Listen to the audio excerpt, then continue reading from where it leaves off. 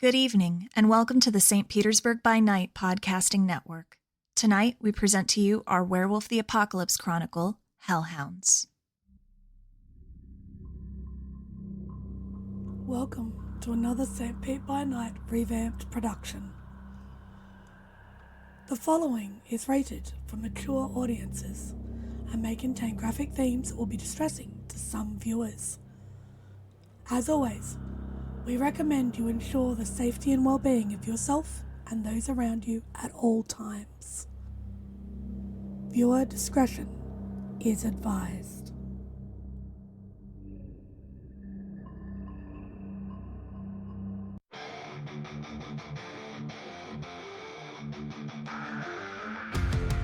In the heart of night, we rise from shadows, howling at the moon, igniting our battles, cleansing Gaia of an endless fight, until our final days we will fight.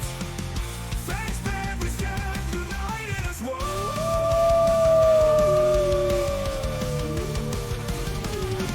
Evil spirits lurking with horror and dread. Little light leads us where the grave dare tread. Glory and honor, wisdom in our hand. Together we rise, take our final stand.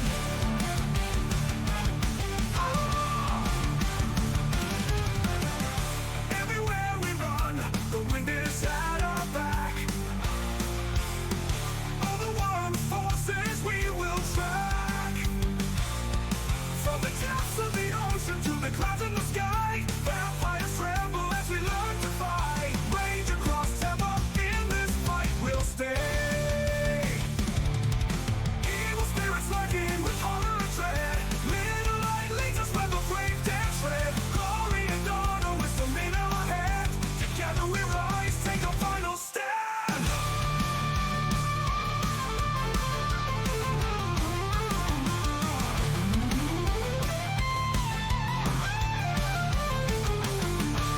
Rage across Tampa, in this fight we'll stay.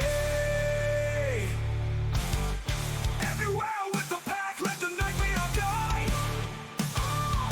In battles of honor, we shall never hide. Fuck you, never hide.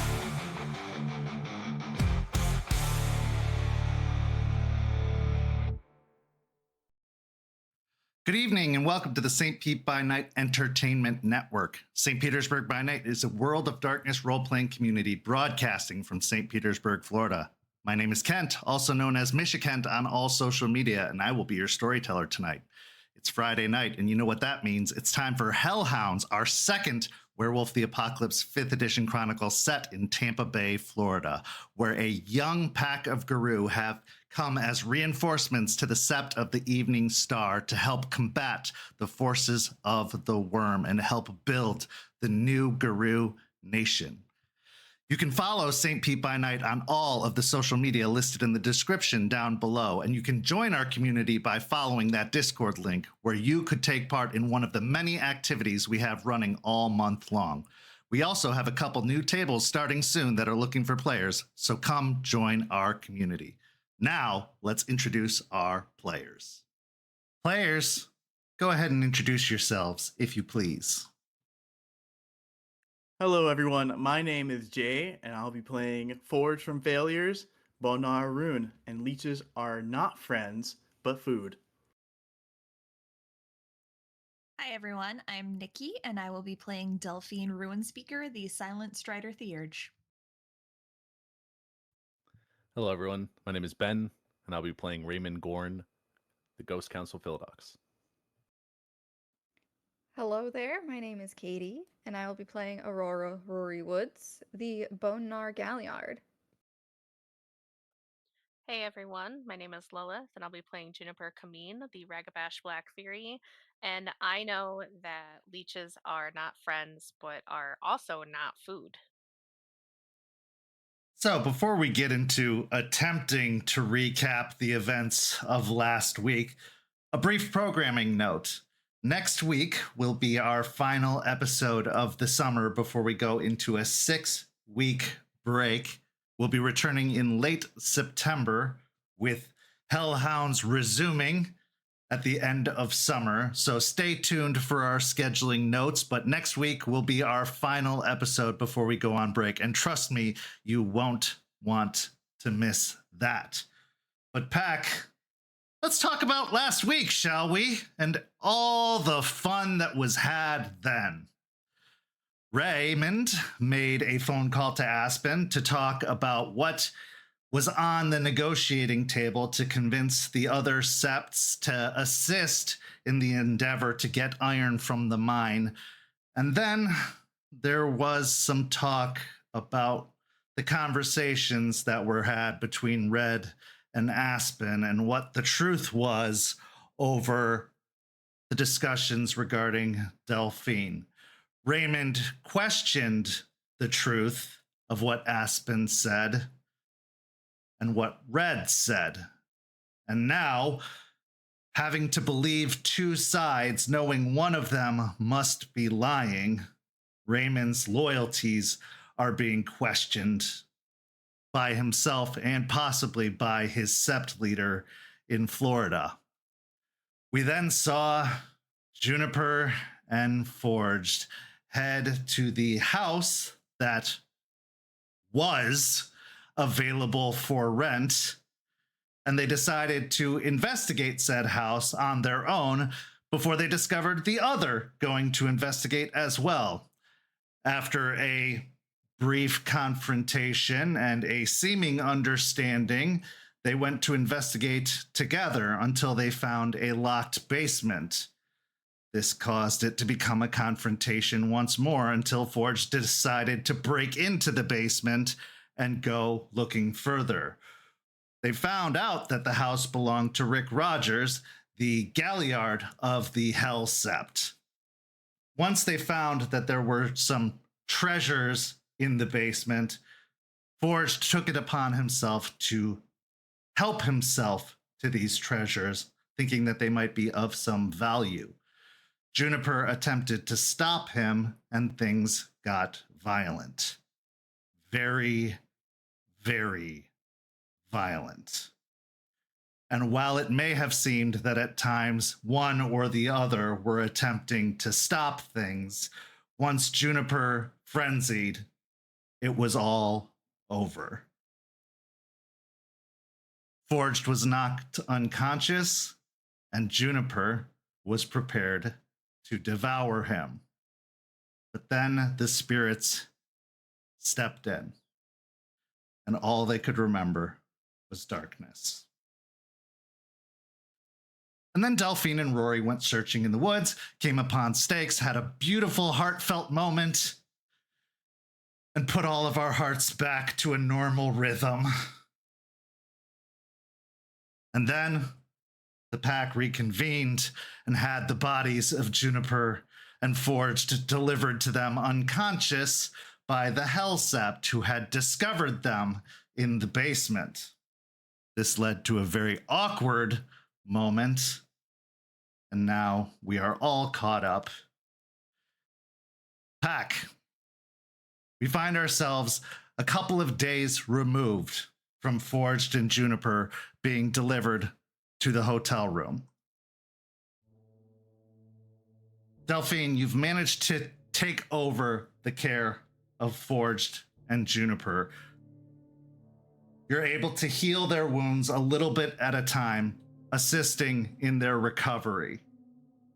Juniper, you have been trying to piece together the events of that night. A good chunk of them still missing in your memory. Forged, you also not knowing a good chunk of that night's events. Knowing that the deliberations, the negotiations between yourselves as emissaries of the Sept of the Evening Star in Florida and the Hell Sept are nearing. The whole purpose of your visit in Michigan, the whole purpose of you being here, are on the horizon. After the events of just a couple of days ago, what part will that play in the negotiations? It's very unlikely that they will go overlooked, considering the last time this pack was here, it was under very similar circumstances when Forged, formerly known as Deadbeat, and Delphine were shamed for breaking into and doing damage to another Sept elder's home.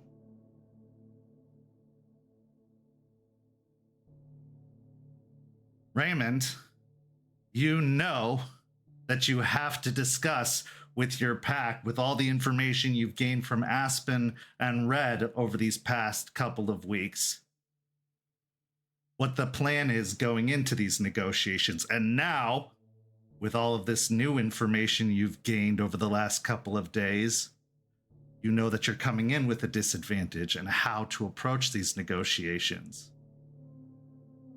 Your frustration hasn't diminished at all.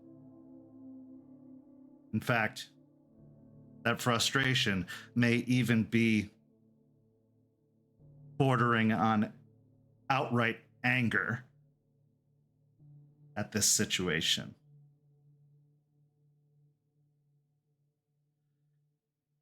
And then there's Rory and Delphine, who have had to be bystanders throughout this entire affair. Rory, who has had a pretty reasonable trip, having not offended stakes on the first day, having had a good encounter with Aaron,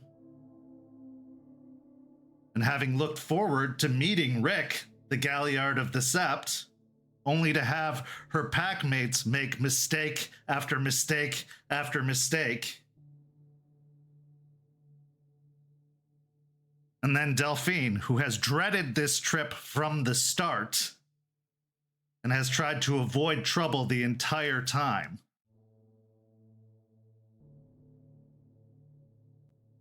As you all gather together in the motel room, Stakes coming in to join you, the scene is yours.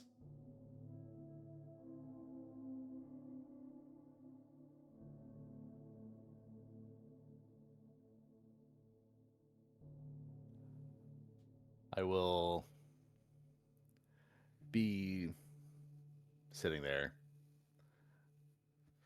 just trying to go over everything in my head, trying to figure out a plan, trying to compile the information. And at the moment, I'm not really ignoring the rest of the pack, but I'm trying to think without like worrying about what's going on around me. And I'm just mumbling underneath my breath, have my notebook that I carry around in my breast pocket out, writing stuff down and trying to formulate whatever is going on, and just letting them do whatever is they're doing at the moment while I'm trying to figure out the best solution. I am just laying down, kind of curled up in on myself, still feeling pretty crappy from the events of that fateful night, and pretty much just brooding. Forge right now is kind of sitting on the bed, still recovering, still a lot of damage that was done to him that he's trying to heal from. Currently high on pain medication and trying to play his guitar to somewhat success. He's strumming some strings, trying to make some sort of song. He's been very quiet lately.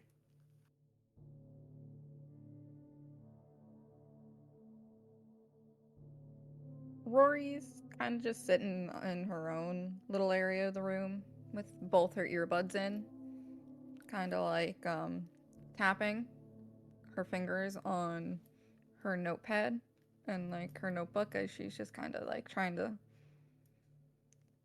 write down probably another set of song lyrics, but anytime she does write something down, it's instantly like crossed out and just kind of has a frustrated expression on her face. Delphine is honestly just sitting by stakes, just watching Ray and just waiting. Because she knows that talks about negotiations are going to be happening here soon, and she's just waiting on him to start with the folder with all of the information Artie has gotten for them and before they made the trip up in her lap. Probably after another 5 minutes of this silence, I will look up and glance around the room at everyone. Okay, so since we weren't able to talk about it a couple days ago, given this situation, the negotiations, the actual negotiations, are going to be happening here soon. And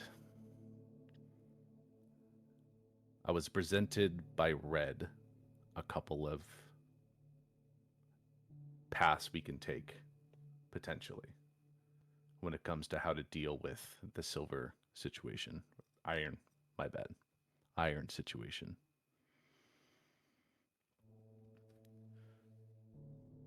So, the thought process we had coming up of us helping out and assisting and assaulting the mine with the Hell Sept is still on the table. It is still a possibility. Given the current situation now, though, with how hurt two of us are,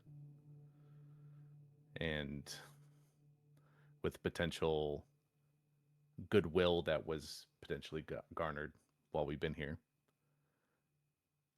might be a little bit less, and a trust that maybe we could have tried to form might be gone. That might be a little rough to do. If we choose that path, we would be staying here a little bit longer to try and first rest and then maybe figure out a better plan with them. But with the potential help from the Wisconsin and the Ohio Sept, if we're able to make deals with them to get reinforcements, Red said that potentially they can handle it all themselves. They might be able to just get the help from the Wisconsin and Ohio Septs and assault the mine themselves without us, without any assistance. And we could garner that trade deal, we could have that take place, and then we would be done.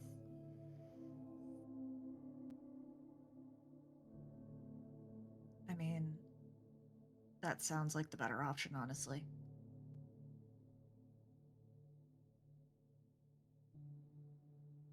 She'll look at stakes. No offense intended at all, but we're down in a rune.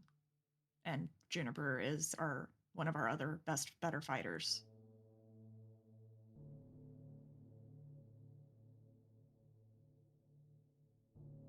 Yeah. But it also means we return empty-handed.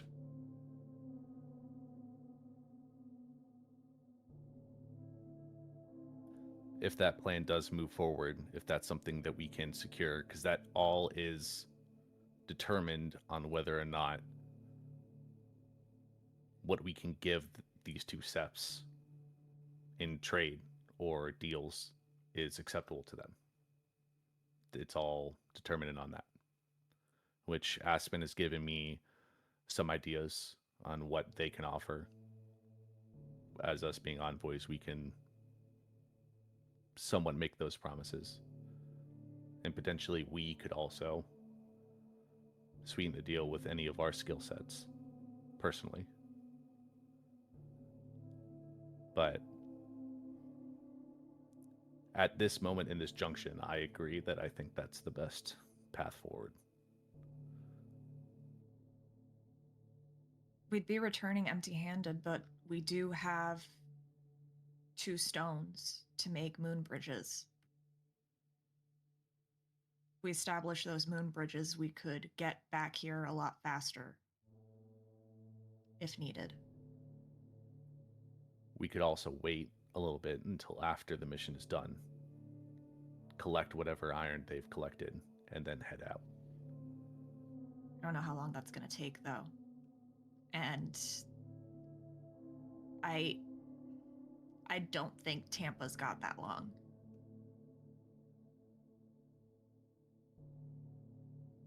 So you're saying that we can either return with nothing and Tampa needs it right now, or we stay and Tampa still suffers because they need it right now.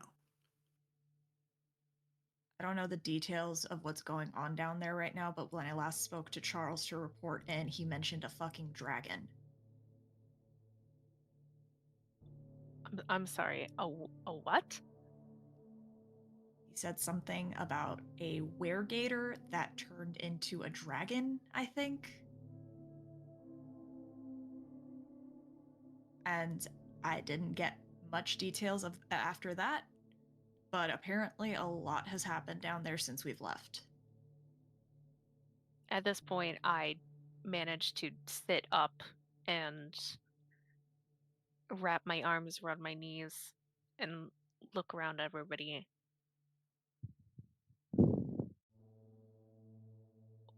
What the fuck even is this anymore? Our new life.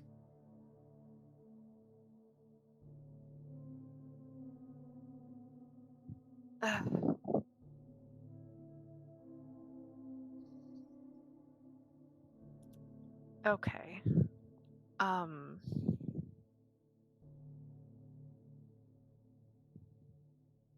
Look. Forged and I have fucked things up here. And at this point, I don't know if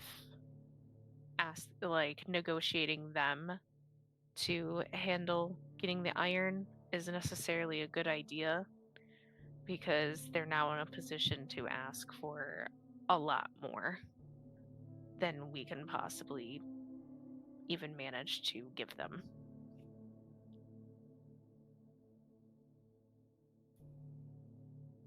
The thing is, Red acknowledged that that was a pack scuffle. So if there is payment that has to be owed, or if there's a consequence, we would endure it, not the negotiations, hopefully not Tampa. So we could try and spin that. And if they do want something as payment or as repercussion, we can try to work something out as us, the pack, taking it and not hurting the negotiations with Tampa. But that's something we'd have to potentially tiptoe around and walk a fine line to make that deal work.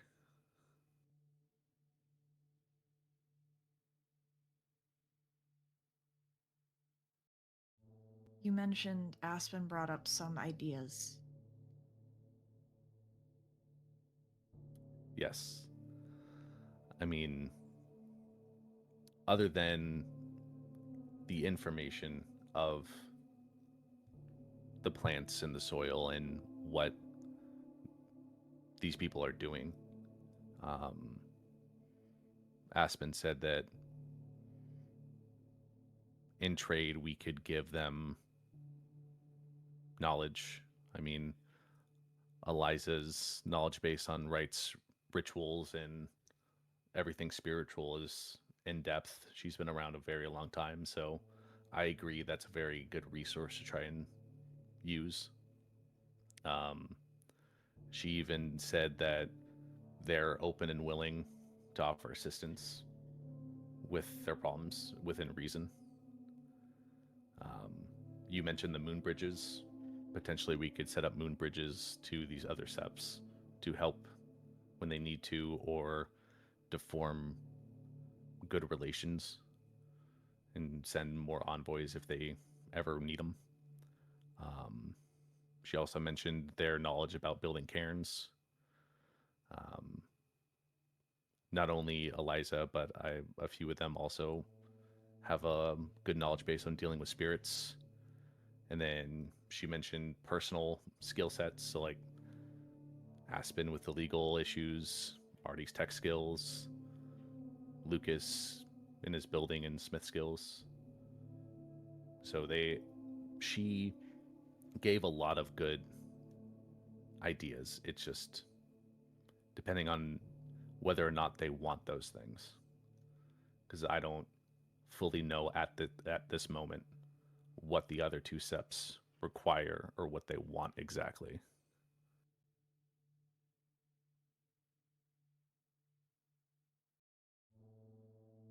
So we've got options, but no insight on what the other two Septs could want or need. Correct. But From the up and coming new nation Sept down in what arguably is considered one of the more problematic states in the country. Yep. But I mean,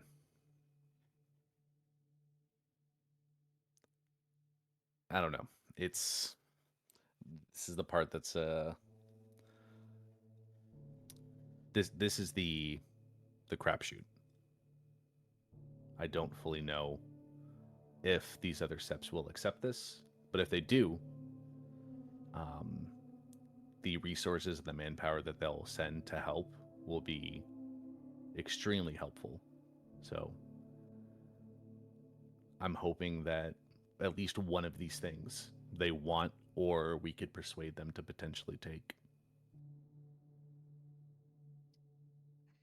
We should probably try to emphasize the threat, though, because we can, like, what Pentex is doing down there is really bad. It's already spread here to Michigan, and we could try to frame it as that the state is currently being used as a testing ground for widespread manufacturing of this stuff.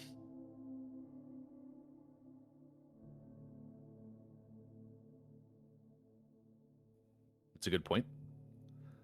I mean, one of us can explain that, and if we can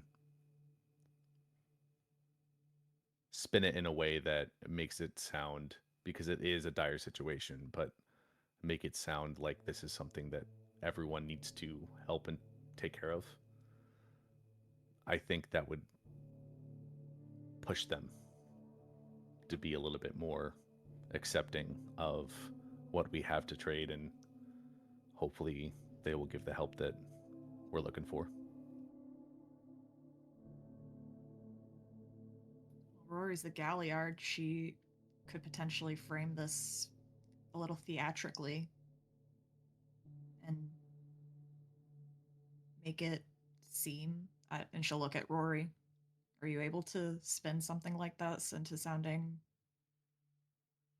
a lot more dire? Which, honestly, it's pretty bad.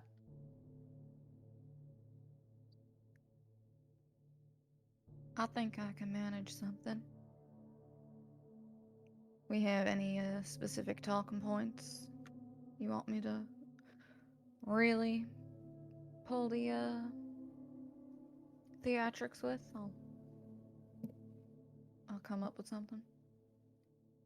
Stepford Hell. Tell him that story.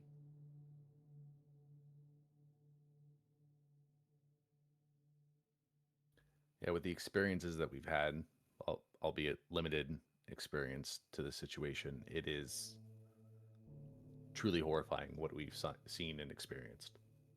And if we can get that point across, Rory, I think that you can spin a good tale to truly get across what we saw.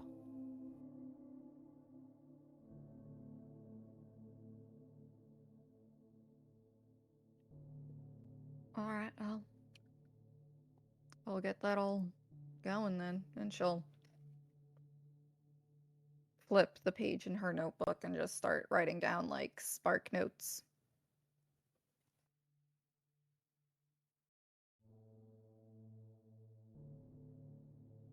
I would remind all of you, though, that you're talking to a group that has had their cries for help fall on deaf ears for a long time, that has gone ignored by the nation at large for a long time.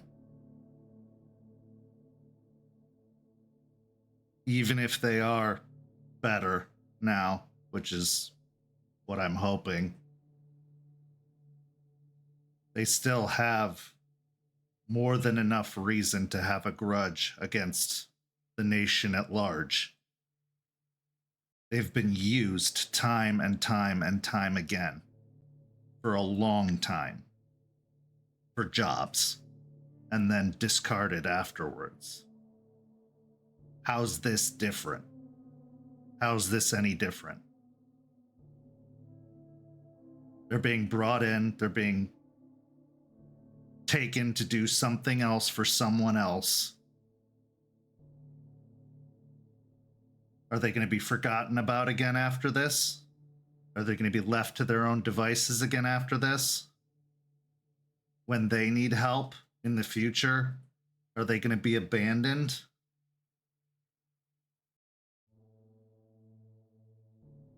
So far, seems like everybody has an attitude when it comes to them. Everyone distrusts them and treats them pretty poorly, especially their property. Everyone looks down on them, just like the nation did.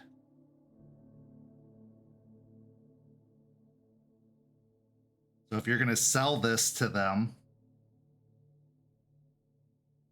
you're not coming from a very advantageous position anymore. If anything, you're sounding exactly like all the others.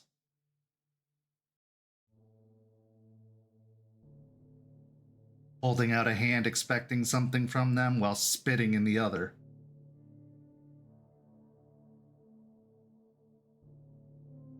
So what do you recommend then? You know them better than we do.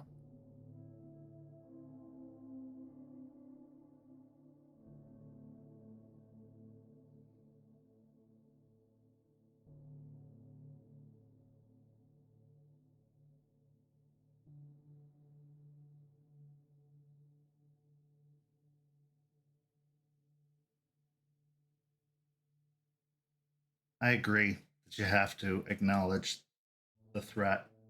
You have to tell them the danger they're in. But telling them that, trying to give them some sort of sob story about how hard you've had it down there isn't gonna matter.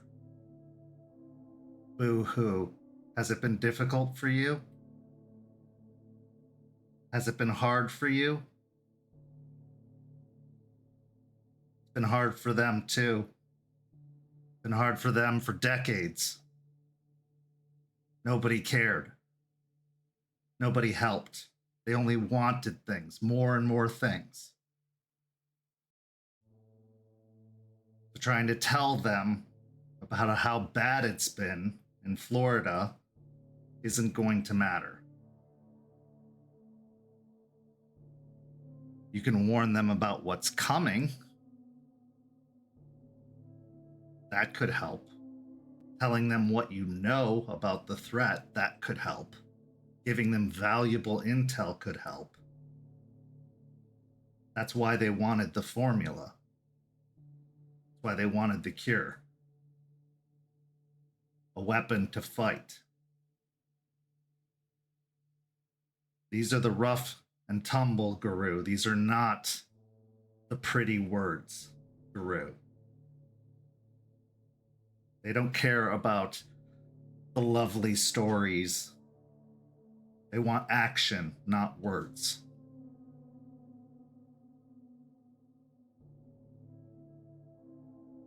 So far, the actions from this group haven't been great.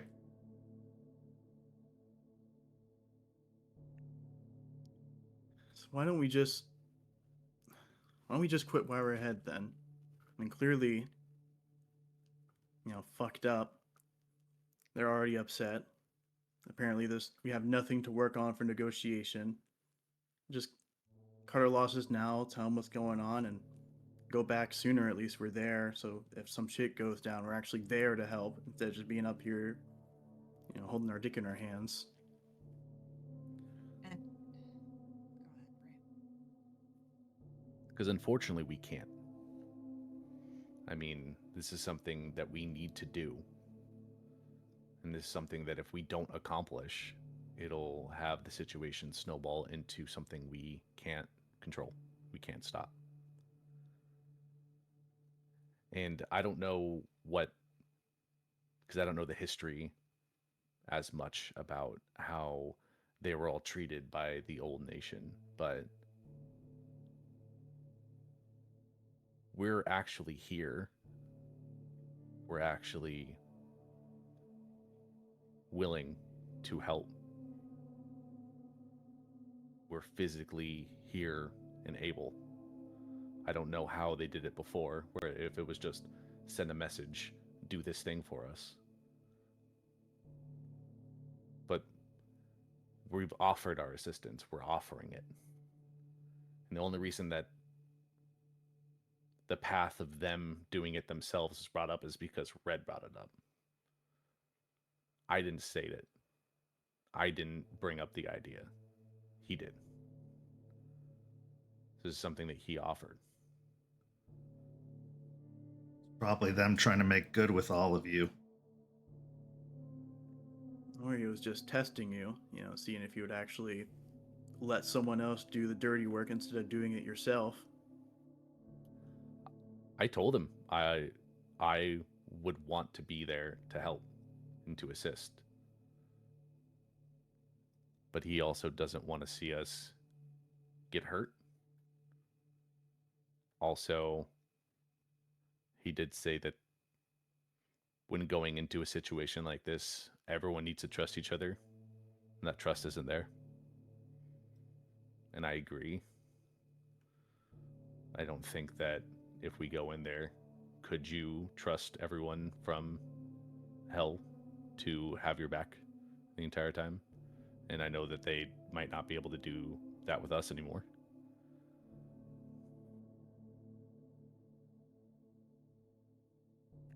I don't have a problem with any of them. I mean, aside Aaron being a cop, but I kind of fucked up with them, and they're treating me okay, so it can't be half bad. Yeah, but do you even trust each other in this room? That's been called into question so many times this past week, this past month. I'm not even sure this group alone should go into a dangerous situation. There's so much shit that needs to be hashed out that hasn't been dealt with yet. I don't think it'd even be safe for any of you to go anywhere. Do you have each other's backs before you can count on any other groups to have your back? Two of you almost killed each other. Over what?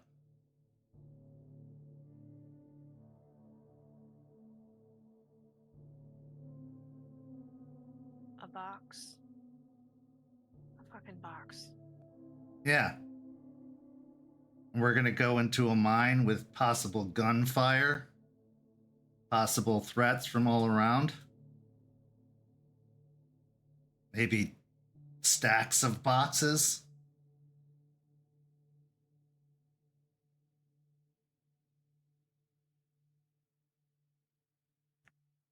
Stakes, you've seen us on that boat. You know that when shit really hits the fan, that we had each other's backs. And I know you're worried because we're your pups, but we're not just children. We can look, I at least got everyone's back here when it comes to, a fight when things get down.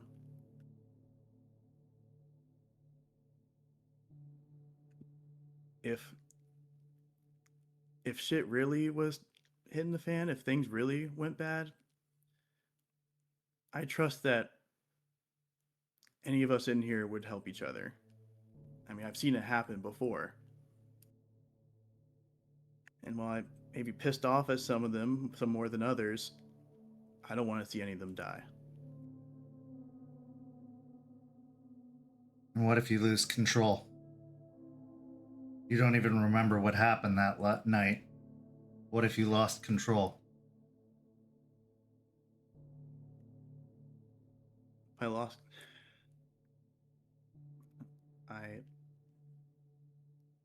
at least know that one of you can take me down at least. I know if you all grouped up, probably do some work. It's what Charles taught, wasn't it? About having to potentially fight those who lose control. That's if we're at full strength and not full of bullets.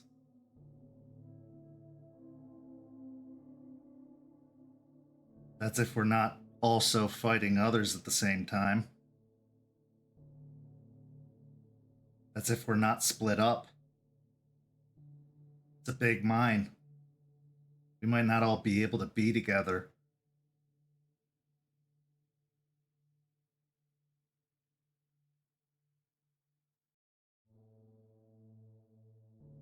They might not want us all together.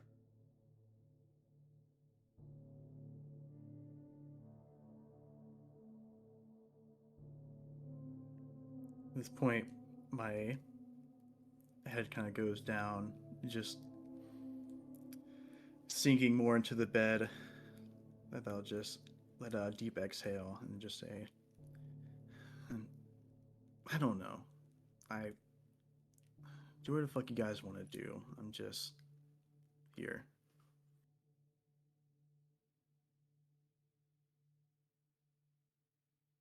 I personally don't want to go back to Tampa having failed.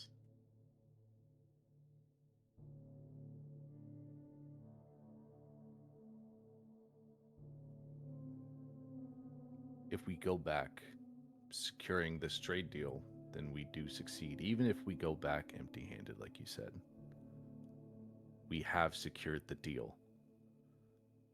They said they would set up a moon bridge. If we do that, it won't take us a week round trip to go grab the iron and come back. We'll be able to have a steady supply and get it quickly. So, And distribute it as well. A thought. 3 Septs are going to take some time to organize between themselves anyway. If we establish the moon bridge, if we go back even just temporarily to recover, we could always join them by taking the moon bridge back up. And she'll look at Forged and Juniper. They do need to recover. Even if we were raring to go to fight, even if we did decide to just stay, they would still need time to recover. We could establish the moon bridge. We could check in down back home with everyone. We could have Eliza take a better look at these two. And when the time comes to actually attack the mine, we can do it.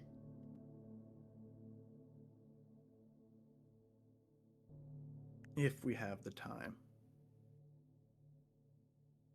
We'll have to make the time. Because Stakes was right. We can't let them feel like they're just being used again.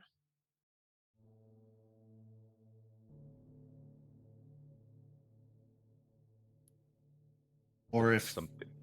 if we are going to use them, we have to make it worth their while.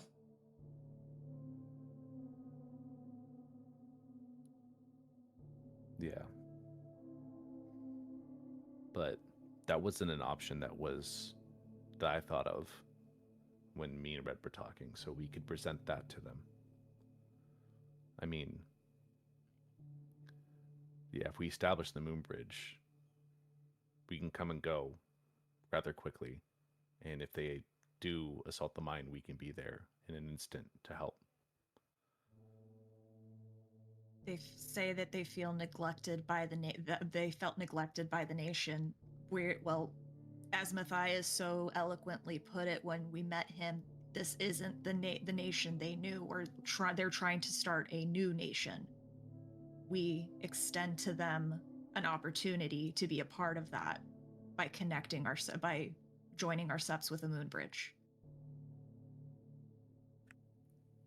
I'm not gonna lie, I don't think that is really a great talking point for people who got screwed over by the nation, is telling them that, hey, they're another nation, we totally won't screw you over. Trust us, you're the moon bridge. But did the old nation, the Hell Sept ever have a moon bridge connected to another major Sept?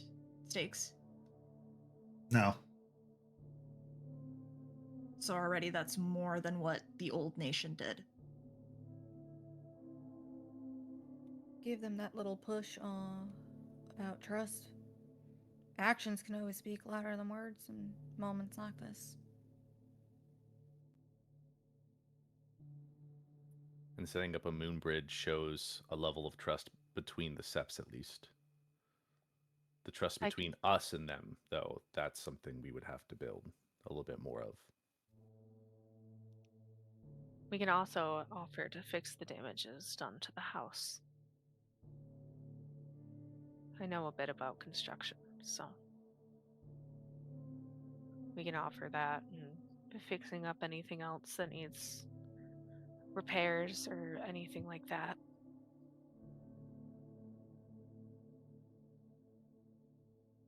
I've got a job. I can help pay for whatever gear was destroyed. It's something on top of it. It all depends on what Rick wants. I don't know exactly what he would ask if when he learns about the situation and when he learns about the damage and the extent of it. But hopefully he'll be a little bit less extreme in a reaction.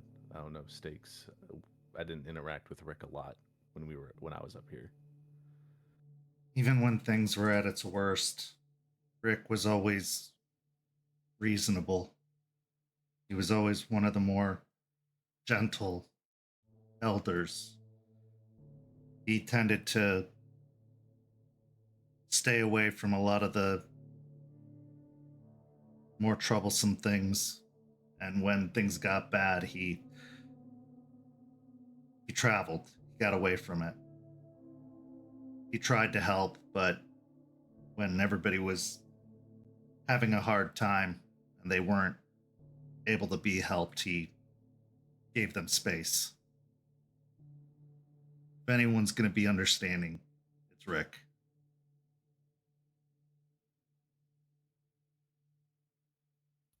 I guess that's a small plus in this situation.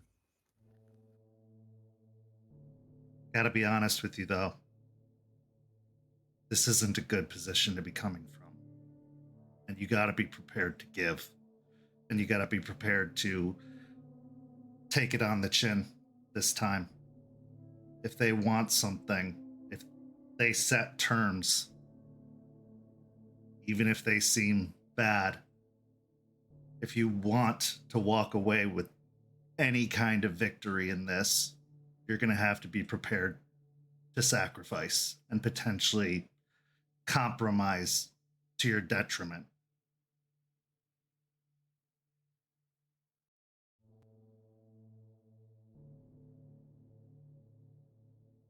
Because, yeah, you fucked up. Bad. Again.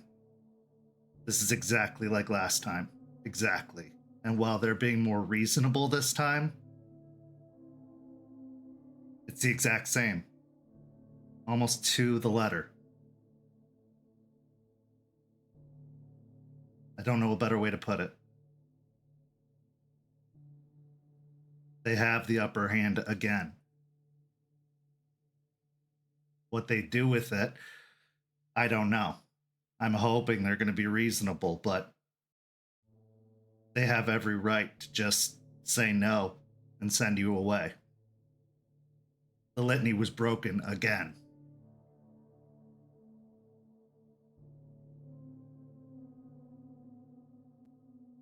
It's their say.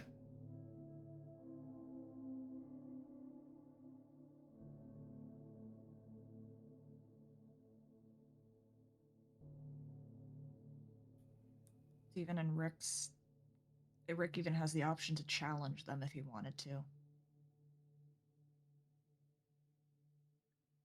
I just start to get a very far off look in my eyes as I just struggle with this entire conversation and trying not to feel more and more hopeless. But they want a deal. I know they do. They want to do right. They're trying to make amends. We saw that in everything they've done so far. If they wanted to send you away, they would have. That night, when they brought you back, they would have sent you packing. They would have told you to get out of their territory. They would have brought you up on litany breaks that night. Clearly, they want you to come to the negotiating table. Could there be something else at play? Maybe. I'm not saying you shouldn't be cautious going in, but you have to understand, if they're going to ask for something, you might have to give it, whatever it is. Usually when people are in a bad position and the other party still wants to negotiate, it means that that party wants something from the ones they're negotiating with. They want something from us specifically, from our Sept. Or they wanted Rick to come back to weigh in, because it was his property.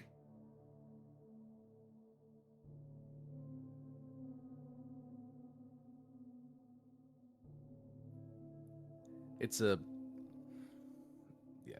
been stated, it's a bad situation. But we have a little bit of an advantage than last time. Because we're at least, from where we were, more together than when the last incident happened. So if they do want something, if they do need something, and they request it, hopefully we can all do it together and maybe lessen the load and not have one or two people take the brunt of the recourse. Can I ask again, are we? Are we together, or are we going to be shooting snipes at each other again? Are we going to be shooting insults at each other in front of them again? Are we going to start arguing at each other again in front of them? Because that's what happened last time. That's what led to an argument in the parking lot. First day here. Are we together on this?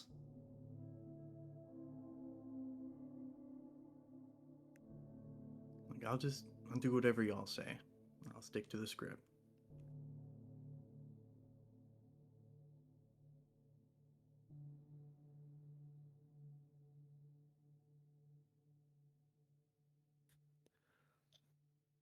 Forged, I want you to actually want to be together. And I'm not saying that in a bad way. I don't want you to follow a script. I don't want you to follow what everyone else does. I want your opinions. I want what you think. And I want you to want to follow and be with the pack. Because if you just follow the script, if you just do what everyone says to do, then we're not actually together. Takes this many to have an argument, she says as she holds up 2 fingers. So it's not just you, Forged. Well, what do each of us need to feel like we can be a pack, like act like a fucking pack?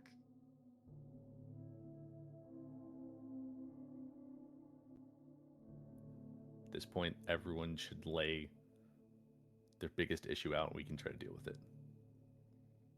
Face to face, as a pack, deal with whatever we need to deal with. Because, yeah, we need to be together before we go into these negotiations. It's going to suck. But hopefully it helps.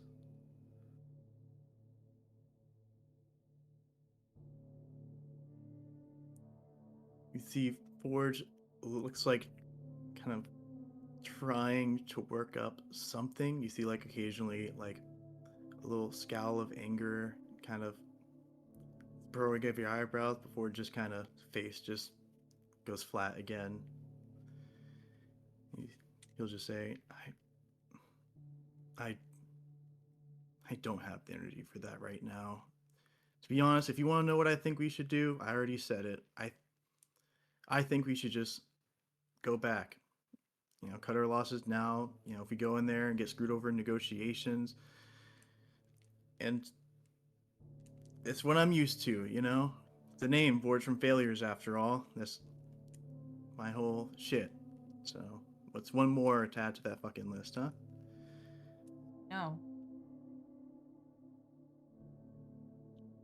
Rory will put down her pen and paper and go sit at the foot of Forge's bed.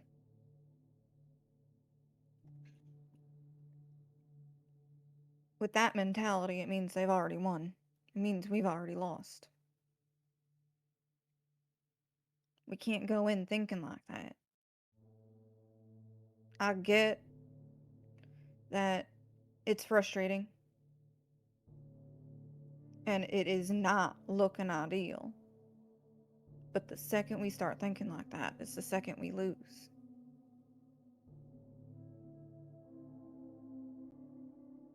And your name means failure in the past, not failure in the present. From failure, not in failure, not to failure. From. I'm just tired of getting my hopes up and thinking things can change when they don't. And I don't understand how y'all do it, how you're all going to go into this negotiation, most likely going to fail or having to give up an arm and a leg for it, and still try and be optimistic about it. I guess that's just the difference between me and the rest of you. We were chosen to do it. We were chosen by Aspen to do this. And we were chosen by Gaia to be this. Maybe they were wrong. At least for my end. Look, Forged, if Gaia chose me for this and wasn't wrong about it, then she wasn't wrong about you either.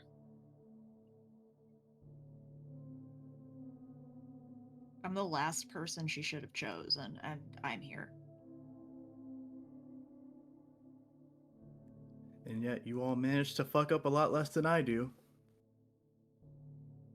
The only difference between what happened a couple nights ago and what happened 6 months ago is that I wasn't there this time. I've literally done this fuck up already.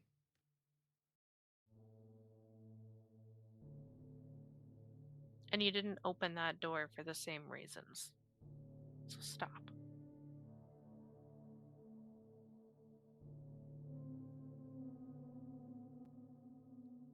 Another deep exhale. God damn it, I guess that is one of my weaknesses, if you could call it that. So, I don't know why y'all don't know when to quit, but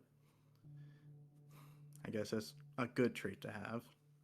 Being stubborn. Well, that's how you combat your stubborn, with us being equally stubborn. Yeah, I mean, at this point, I'm advocating for you instead of against you, so clearly something was successful here, right? Stakes hops off of the table she was sitting cross-legged on. I'll tell you what I need, Raymond. You want to know what I need to move on? It's what I've needed for weeks now. Apologies. I was brought back here because Delphine apologized. Rory apologized and she didn't even need to. She did nothing wrong. But in my eyes, 3 of you still owe me one. And haven't yet. 3 of you talked shit about my friends, my family.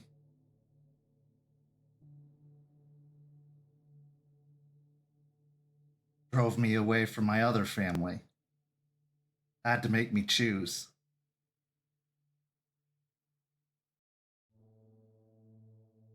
Do you want me to move on?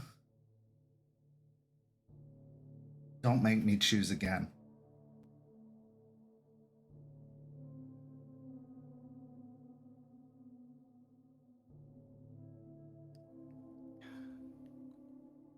Stakes,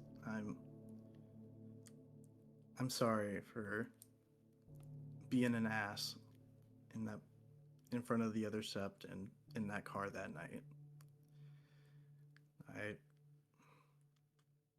I don't think badly of your old pack mates. I was just being an idiot and letting my personal grudges make me a dick. And I shouldn't have. Thank you, Forged.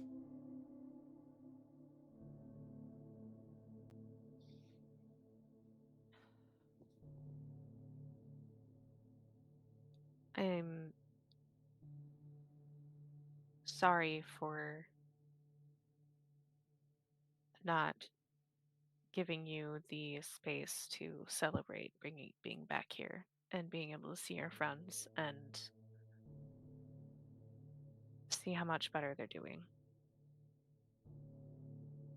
I wasn't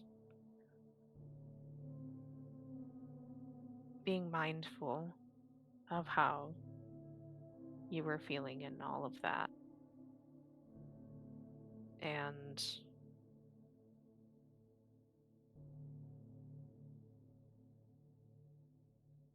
I'm really sorry that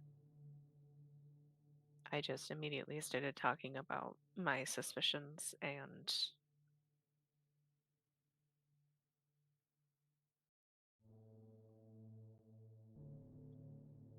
basically just shit talking them. I was also being a real dick.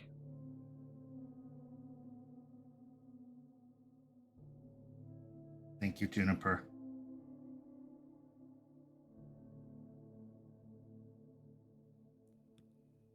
I'll look over to Stakes.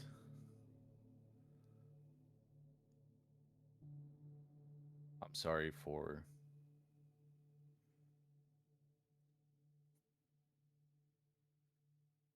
neglecting your happiness. I was happy to see Red again and everything, but I also neglected to see how you felt about the situation. I was also suspicious, and I don't know who started the conversation, but I feel like I did. I started the beginning of it to start the suspicions to spread. And I was wishful in that moment that they are better and they're doing better, but I was still causing the suspicions to happen. So if I didn't say anything, then that whole argument may not have even started. So I'm sorry. Thank you, Raymond. I know you are all getting better. I know you are all doing better. And I will always put your health, safety, and happiness before my own. Because that's what a mother does. I care so much about you. And I will always forgive you. Even if you don't say it. But part of being better Guru is saying it. So thank you. I'm good. She reaches down into her cargo pants pocket and fishes out a large beer and hops back up onto the table and cracks it open. Steaks, it's warm. And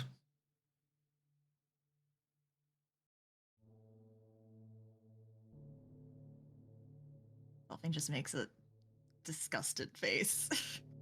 I just kind of chuckle to myself.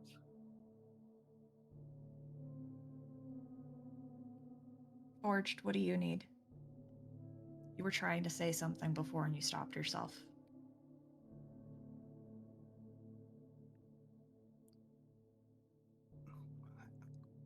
See that Forge kind of starts and stops a couple times. Forge just kind of shaking his head, and he'll just say, I don't know. I don't know what I need. I don't know if I need anything. I don't know if it's just who I am, you know? So, I don't know what to tell you.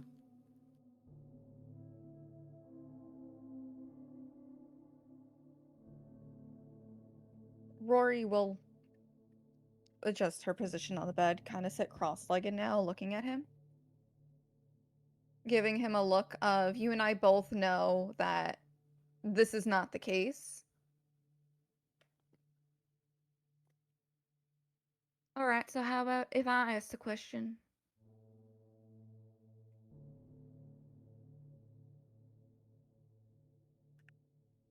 I'm telling you, I wish I knew, but I just have so much anger all the time, and it's so fucking annoying, and I'm told that I'm supposed to be the Arun, you know, I'm the guy that breaks things and you know, the one that's blunt, that's violent, that's the warrior, you know, the soldier.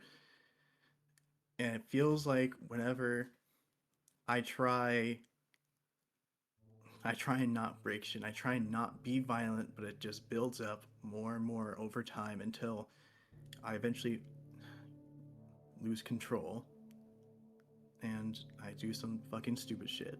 So I don't know. I'm trying.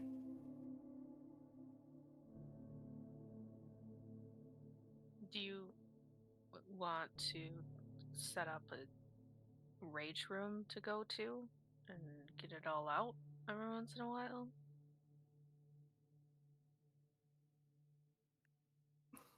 Maybe. I don't know if that would help or not.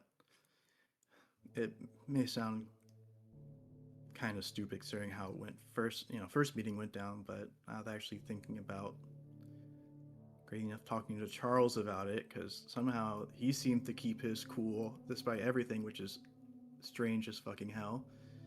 And I just don't know how he does it, and it pisses me off, and I want to find out what his secret is.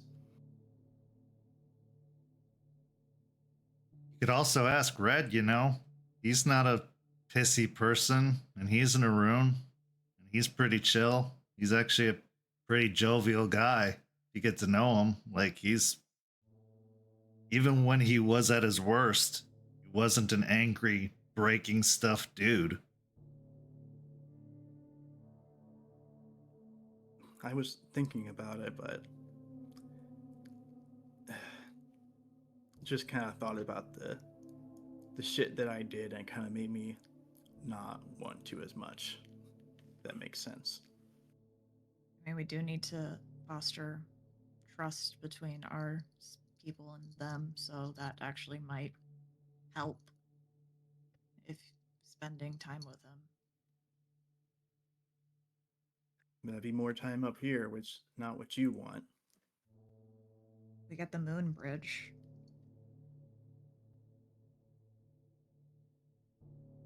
Also, phones exist.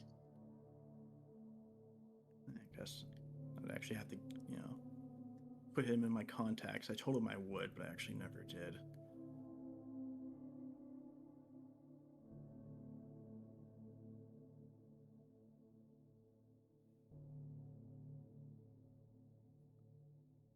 I feel like, Forge, you may need to find an outlet. Find something that allows you to, I don't know if channel your anger, but something that you find fun, something that can help you compile your thoughts. Because from what it sounds like you said, it's just building. And I don't know if the constant drinking and partying is that correct outlet.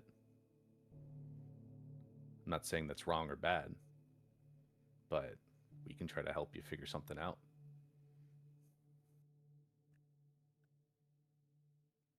I don't know a lot about feelings, but maybe you need to feel something else that besides anger, and you're just hiding from it in anger. Maybe what you're feeling right now is what you're supposed to be feeling instead. You're using anger instead. Like sad or depressed or whatever they call it.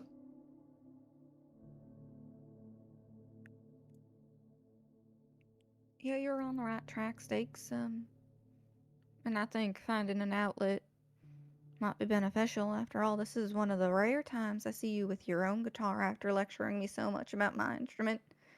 And she'll give him like a playful, like teasing gesture.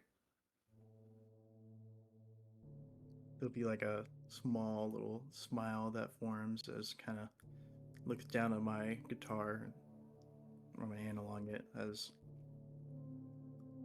I'll think for a moment and say, I will say this feels way worse than being angry all the time, but probably right. It sounds like something Heather would say. And kind of just think on that for a second and just continue looking at my guitar. Are you angry when you're with your pup? Kind of freezes for a moment before kind of looking up and silently What? shake my head.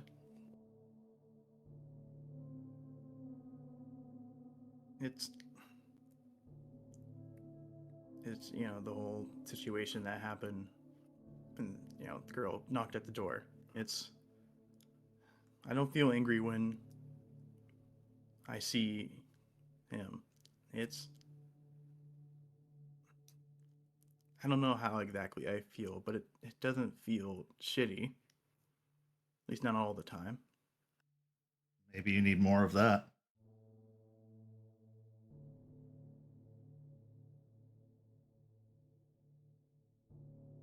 Other than the time I yelled at you guys in the car, I like being with you. Makes me feel good. Makes me feel like I have purpose.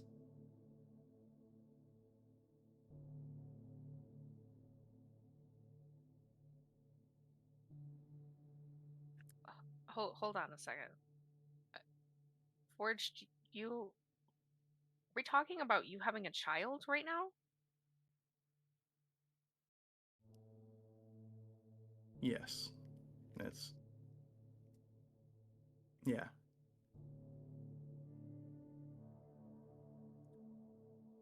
I just sit there, face completely deadpanned.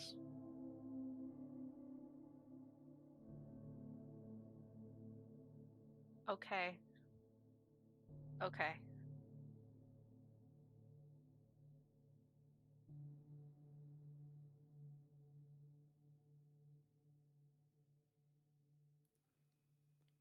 I'll look at everyone else and see if they have anything that they need.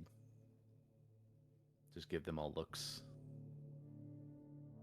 Stakes just stares at Delphine, a long, hard stare, holding the beer up to her mouth and taking a long sip before lowering it, not blinking, not breaking eye contact.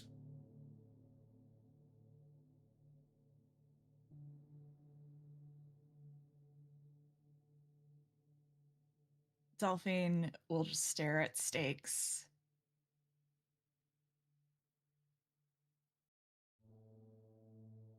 I don't know if what I need would be good going into what we're about to go into.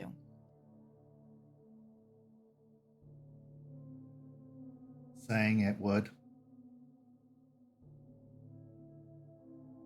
Even if it can't be done yet.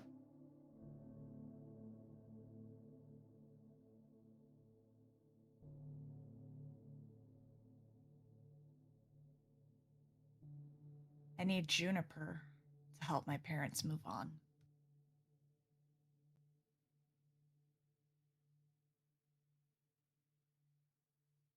Rory will just look between Juniper and Delphine, a little confused.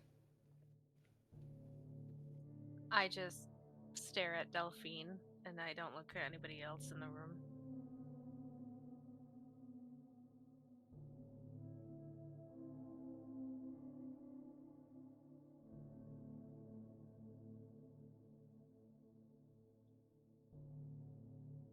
I don't really know how to do that, Delphine. I need your help.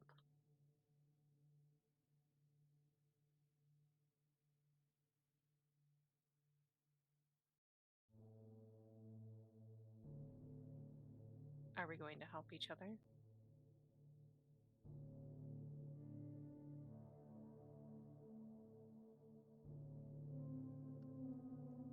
She feels just like that little bit of rage that is always in her now, just starting to bubble up again, just at this whole situation.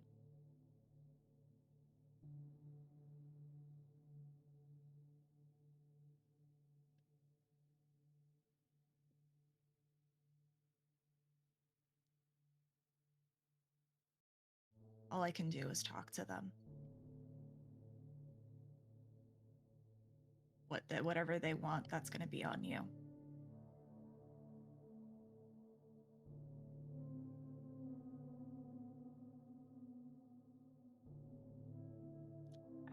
I just.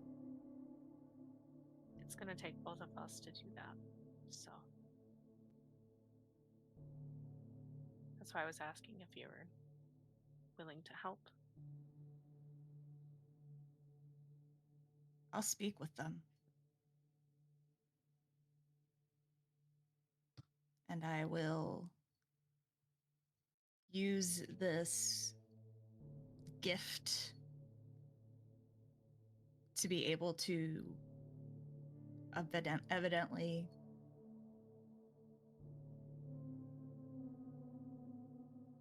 communicate. She looks confused because she still doesn't fully understand what happened with the Shadowlands, with the dead. So are we just gonna keep dancing around whatever the fuck's happening right now? I'm pretty sure me, Ray, and Rory are just not clued in on whatever the hell this is right now. And I've talked about my kid. I feel like if I get to talk about my kid, we should be airing out like all this shit, okay? Do you remember when I told you that I would tell you who killed Delphine's parents? That was not that long ago, yeah. I look over at Forge, and then I look back at Delphine.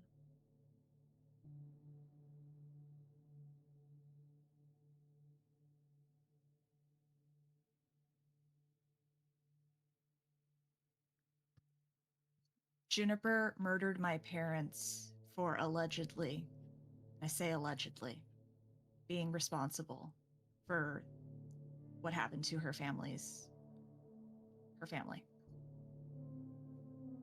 I just barely managed not to roll my eyes at the allegedly part and maintain my stoic face.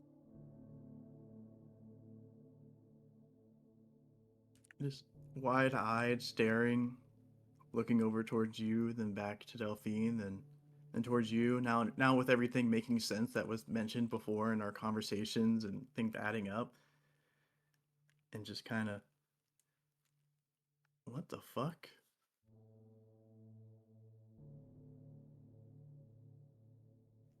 Well, that explains quite a few things now. All right. And she just kind of like shifts awkwardly, not knowing where to go after now finding out this information.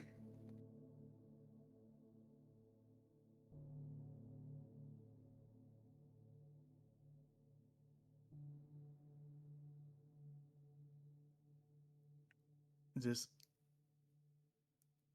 so I guess that explains why you said you couldn't do anything when talking about your shit, Delphine. Yeah. By the rule of law in human society, she murdered my parents.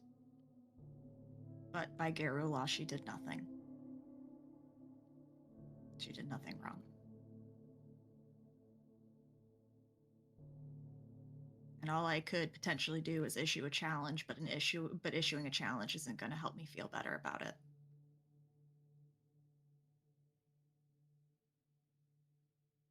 And honestly, I don't think anything will.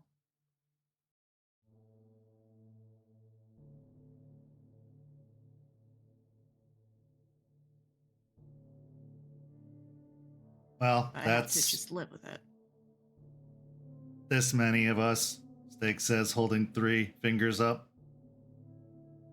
She then looks towards Juniper and makes that same dead-eyed eye contact as she lifts the beer and takes a long sip.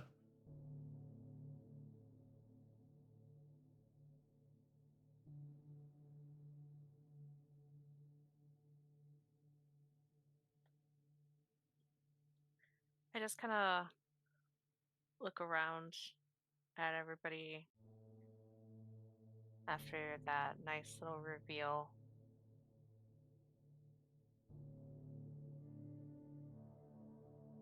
And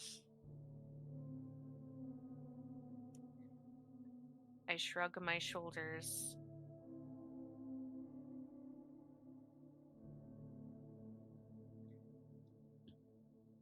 I mean,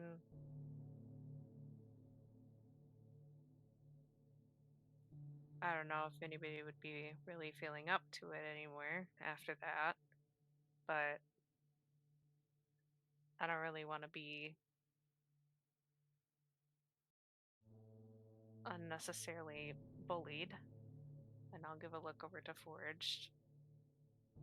And constantly feeling like I'm the only one left out of this pack.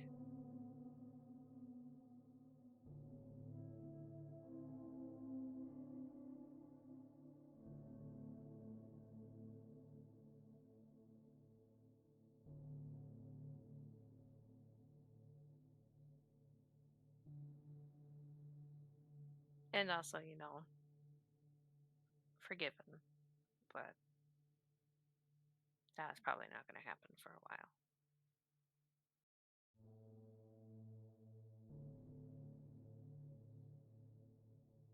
It's just Forrest just kind of still reeling from this information and this revelation, just kind of staring, like not exactly at Juniper, but like kind of the wall behind Juniper, just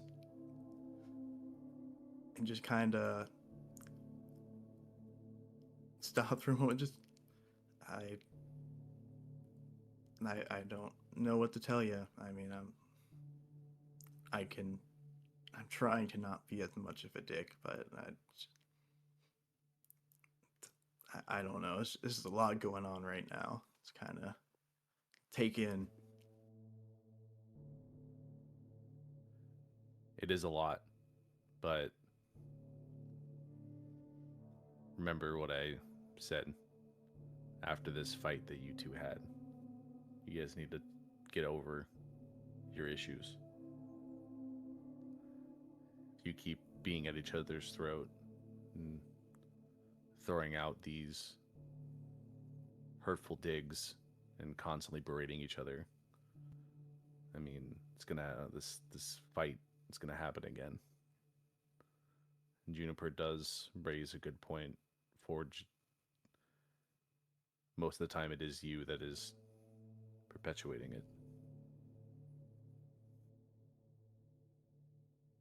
What's ironic is, despite you both not getting along very often, you both match each other's energy very frequently.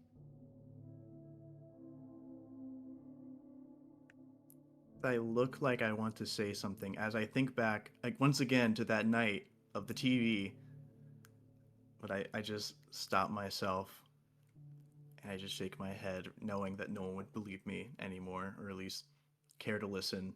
They'll just wordlessly nod.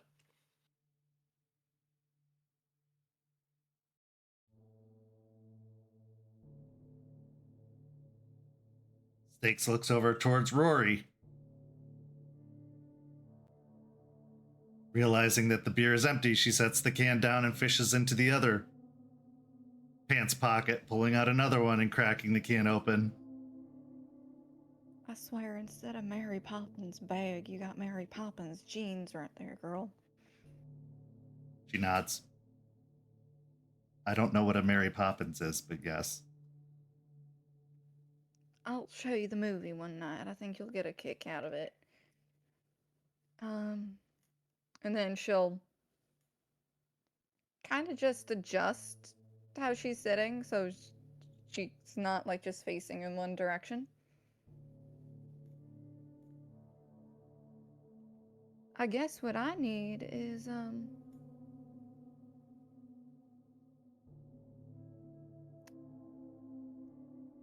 well, other than Forged, I guess I feel like none of you really know who I am. And know aspects of me that I'm good at talking around people. I play country music. I play an instrument.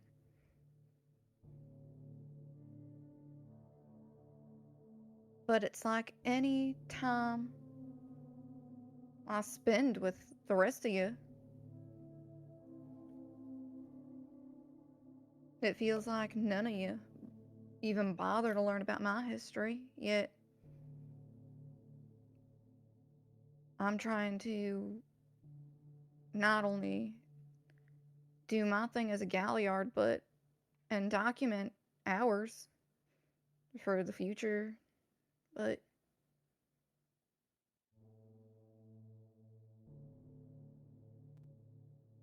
she'll kind of trail off there and sit there awkwardly, now feeling like, well, that was more than I wanted to admit.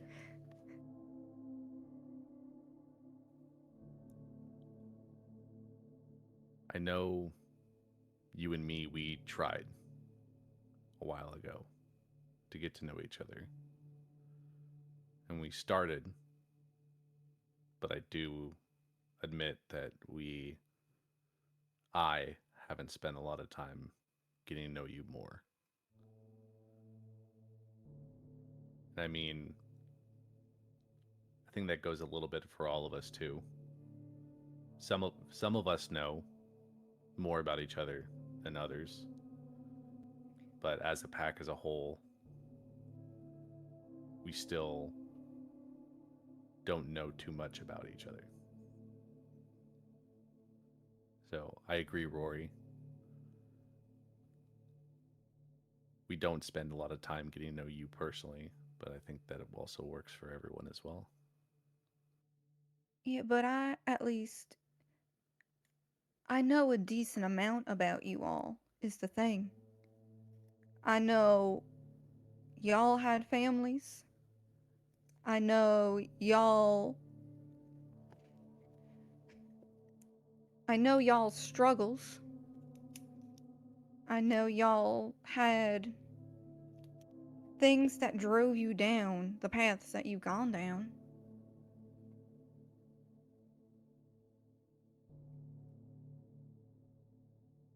How many of you, Forge, you don't butt in on this, can actually say that you know what drove me to do what I do?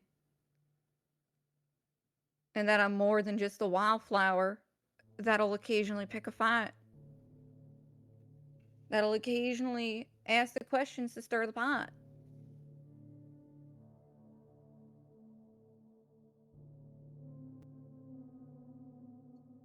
I admit I haven't gotten to know you as much as you've gotten to know me. I was wrapped up in what I was assigned to do to help Forged, but that's not a good excuse for having neglected you.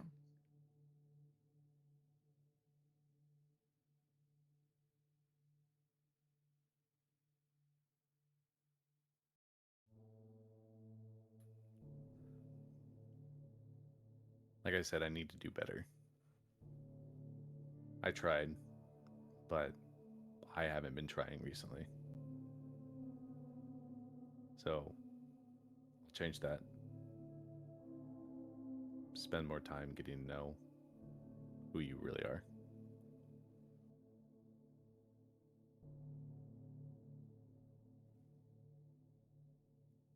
Thank you. I appreciate that.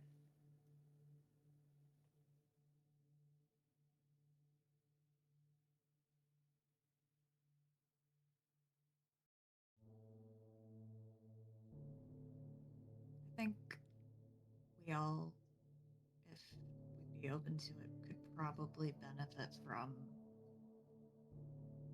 group therapy with Artie. Therapy? Oh, hold on. I don't need therapy. Okay, I mean, I talked to a chick who tells me about them therapy stuff, so that's like, well, I can learn some stuff, but I don't go to therapy. I don't need it. How about you think about it as how to be a functioning pack 101? But now you said therapy, and now I can't unsee that now. Look, I mean, if it's teamwork exercises, maybe, but that we can go to an escape room or something like that, but no therapy. I mean, you can just think of it as additional lessons from just a different set member. Instead of doing training with Charles, we're doing talking with Artie. Training with Artie. Also, You can just view Artie as the male equivalent of that woman that you're seeing that gives you therapeutic sentences sometimes, as you put it. You know what you could, how about as an incentive? Artie didn't always used to look the way he does now, and if you keep going to sessions, he might show you a picture of what he looked like a few months ago. That is tempting. Look, like I said, we can make it rename it to like teamwork exercises, and I'm a little bit more on board, and hopefully, something that's not boring as hell to do. And I'll listen, but All right, blah, blah, blah. Raymond.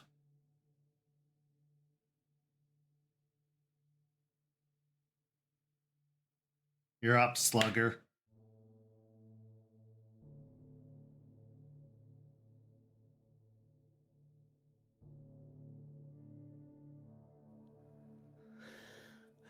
I'll give out a exhale and look around the room.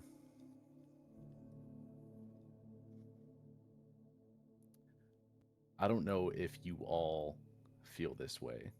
I know Forge has voiced it a few times. But what I need, or what I want, is a little bit more, if the correct word is respect. I don't know, as a leader. Because I don't really know what I'm doing here. I don't have any experience doing what I'm doing. And it's gotten better.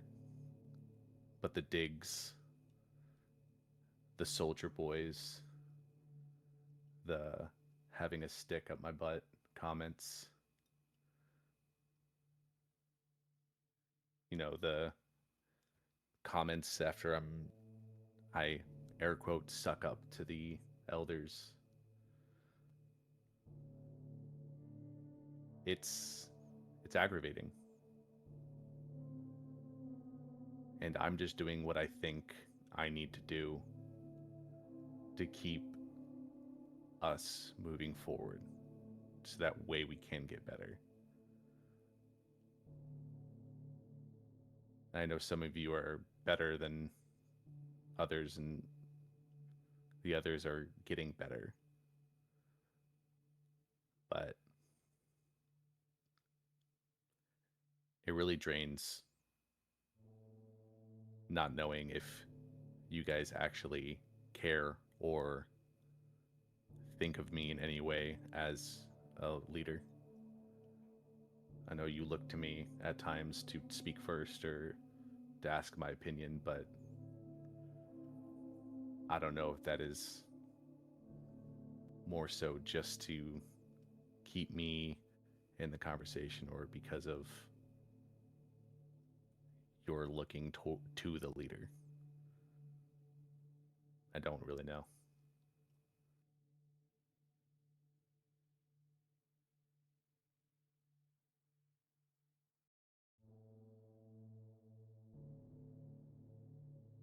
I know most of you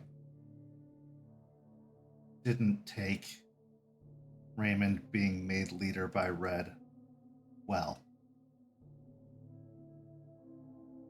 Raymond didn't ask for it either. He didn't ask to be named leader. It was put upon him because someone had to do it. If he didn't, who would?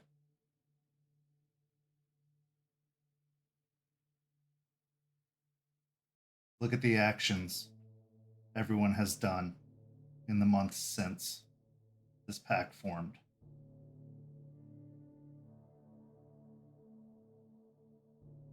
Who would have been better than Ray?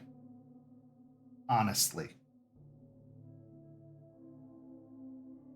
Who would have put themselves before Aspen and taken responsibility for all of you?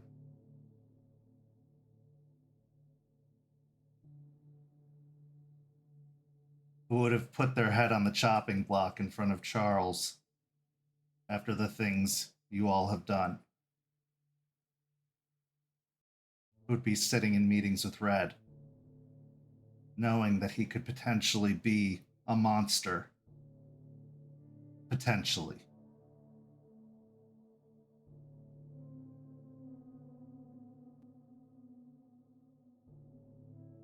You might not have thought he earned it at the time he got it. But if you don't think he's earned it since, you haven't been paying attention.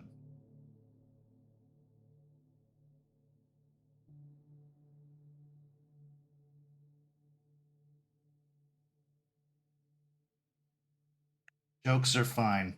We all have to have fun time to time, and I think even Raymond understands that. But there's a time when the jokes stop.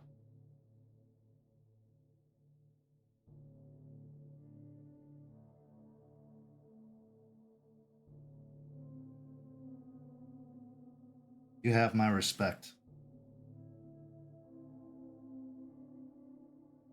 You have my... And then she lets out a belch, respectfully.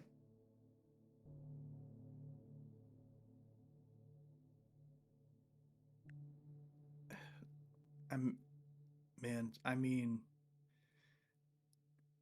it's hard to explain this shit. It's hard to fully talk about, but I don't really respect dudes, people for that matter, till like it should at least have a little bit of like when I feel like a spine or feel like they're on my level, have my back, you know? I mean, I'm not trying to start any shit with this, but like what you did with Juniper, I thought that shit was like, hey, I thought I was respectable, you know? You stood your ground there, you got tossed, lost a couple points for that, but I mean, hey, I I don't like the fancy talk. I don't like feeling like someone's trying to talk around me and mislead me, you know? I don't like those type of people. So just whenever you kind of do that shit, I can't really respect that. That's just something I don't, not in my values, you know? So I don't know what to tell you. I mean, I'm trying to be not as much of an unruly douchebag. You know, try and at least listen to a few things, but it's yeah.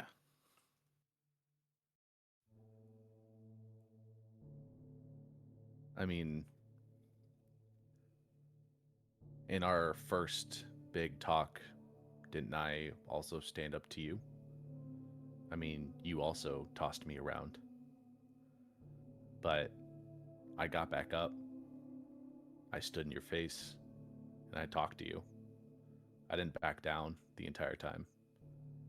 And on the boat, when we first encountered the first two vampires, didn't I run first into one of them and hold them off for a few seconds before Juniper came and joined me while you and the others were dealing with the other? I mean, I've been standing my ground in situations this entire time. I might not be as strong as you, and yeah, I use words to my advantage at times, and I dance around things, but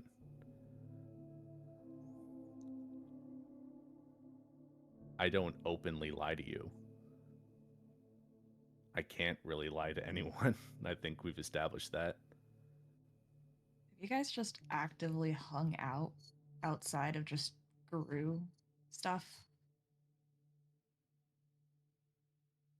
Nah. Not yet. Should? You know, actually, I think I can kind of tell you what kind of pisses me off about you, or at least what angers me, maybe. Now, don't let get this to your fucking head, okay? So I'm gonna say this once, never again. No one's ever gonna bring this up, all right? But whenever you get knocked on your ass, tossed around, and all that bullshit. I can't believe I'm saying this shit, but you always get back up, and that pisses me off. There you go. There you have it. That's it. That's all I'm gonna say about it.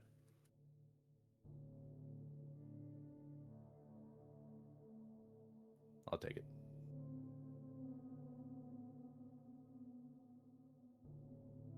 This is what I'm talking about, Forge. You're covering up for feeling something else with anger. Maybe try feeling the other thing. Maybe the other thing is respect.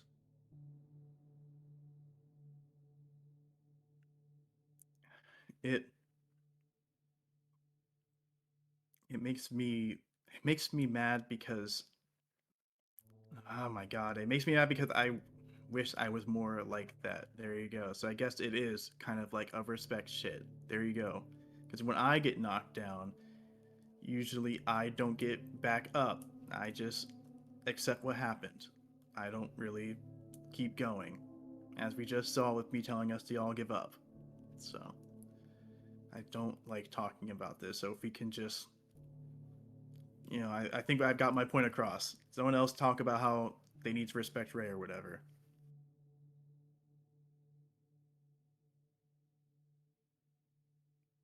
I've tried to show little bits of respect, but I guess I'm not doing it in the way you expected, or I'm not coming across the right way. I mean, the last time we spoke, you called me stupid. And granted, I was most likely being stupid. But I wanted to make sure we had the best opportunity to get the job done, and wanted to be 100% sure that with what you were asking from me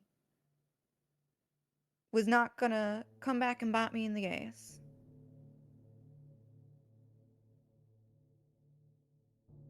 Yeah, I tease you and call you names and yes sir you, and you get under my skin, but I am trying to show that respect that you deserve as our leader.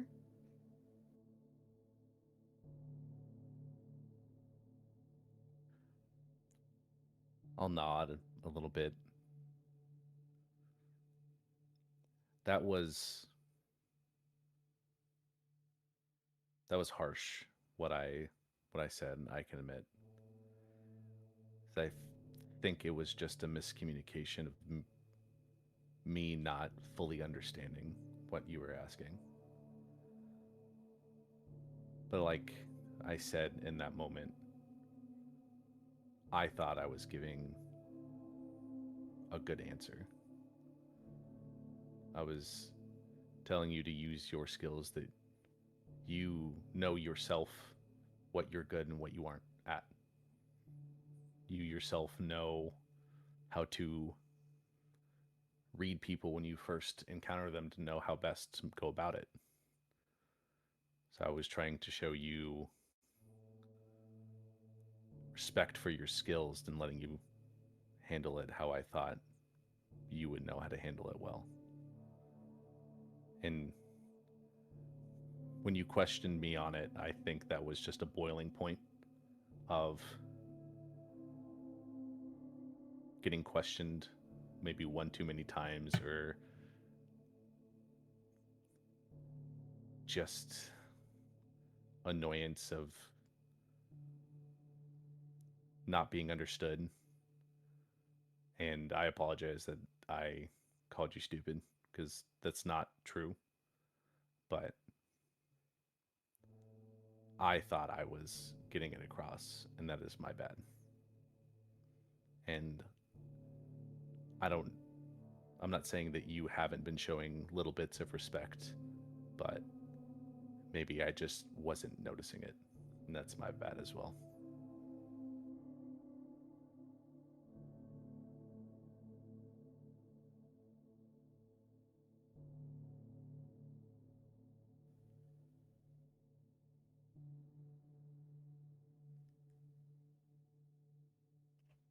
I accept that apology. And I'll do better on my end to try and communicate better as well.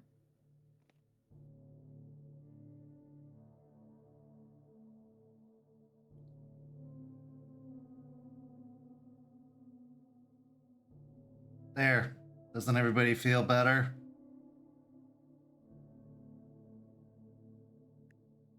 I mean, little bit. Still feels shitty, but I guess if we're all feeling kind of shitty and talking about it, not as bad. They say misery loves company, right?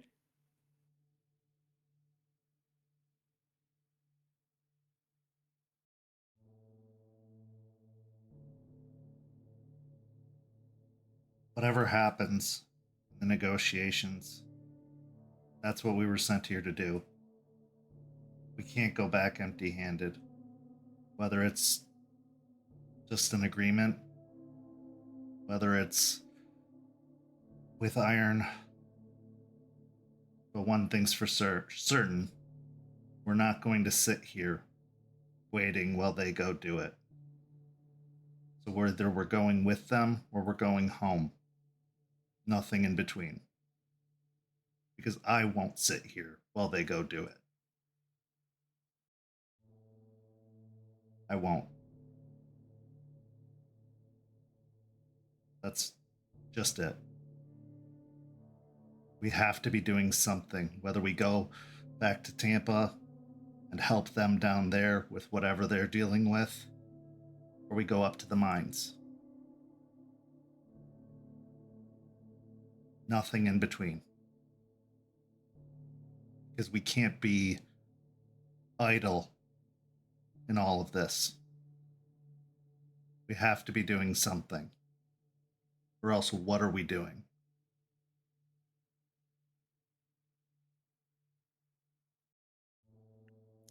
And not wrong. I'll do whatever y'all are thinking of. I mean, the right thing to do is probably help them out. I mean, the most, fair thing to do.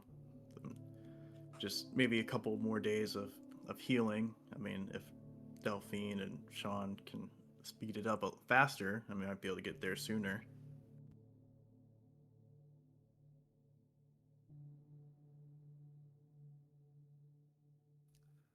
We got two paths that we can go for.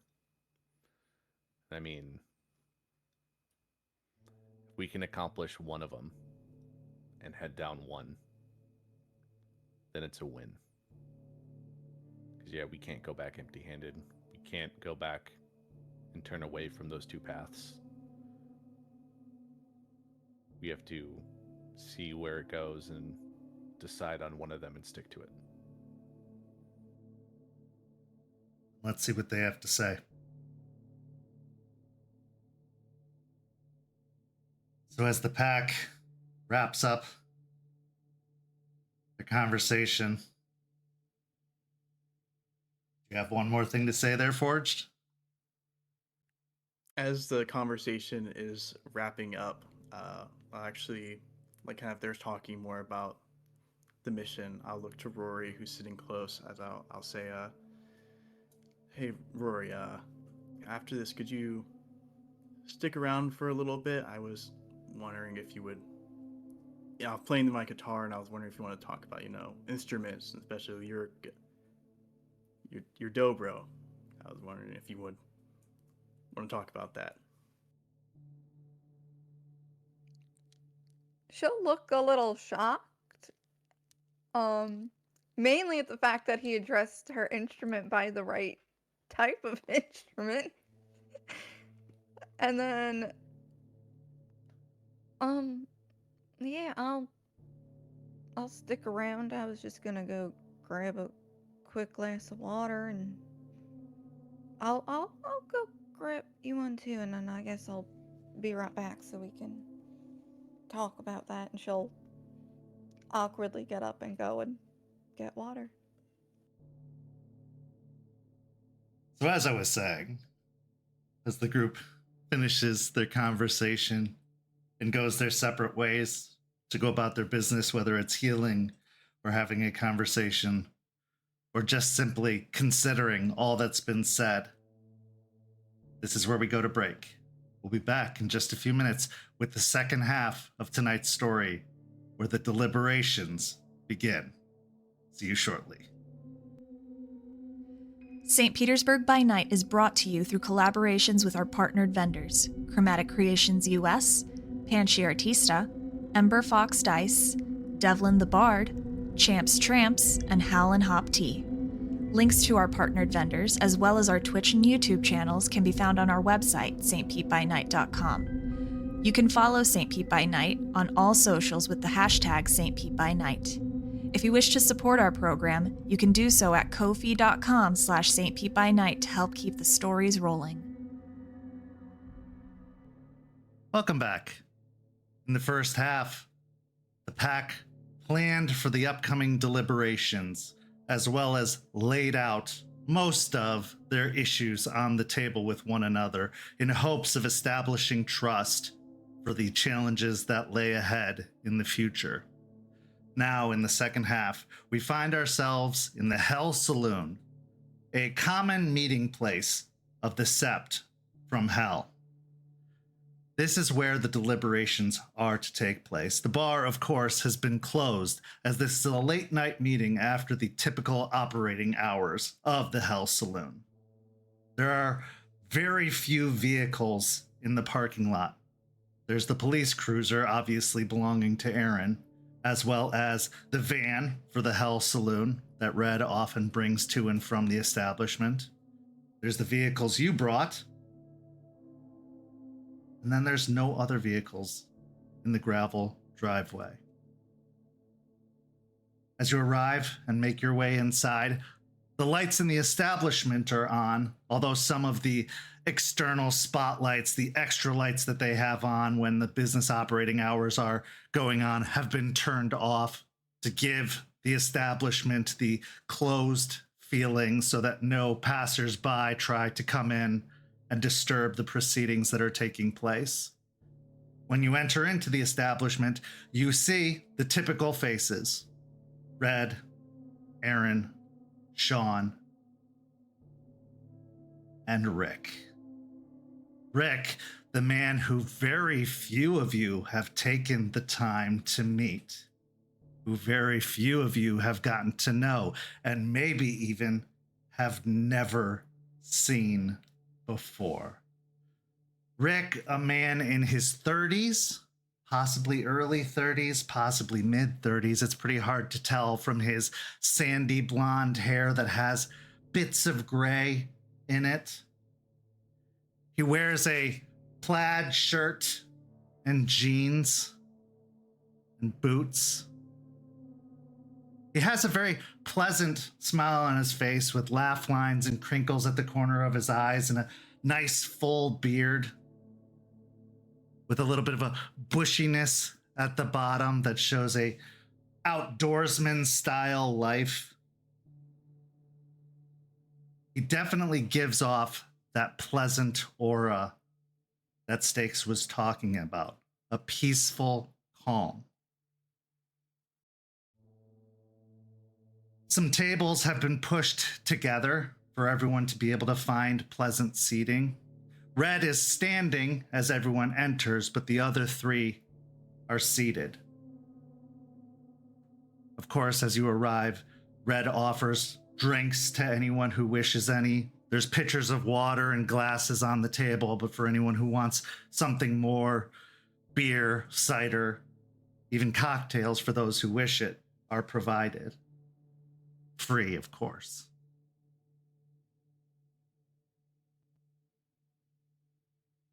And this is where the scene begins.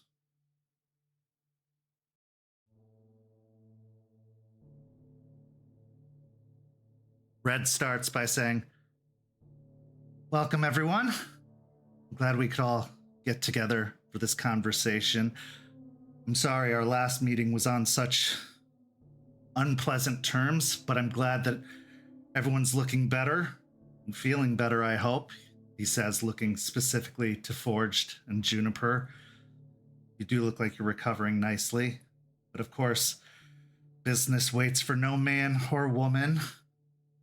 So we should get to it. Please, everyone have a seat. Let's talk about everything we have ahead of us. I want to start by saying I have reached out to both the Wisconsin and Ohio Septs in advance of this meeting to ask for their assistance in the taking of the mines and what they would need in exchange for their assistance. And based off of what they have requested, I'm prepared to ask what the Sept from Florida is willing to offer to see if it will suit any of those needs.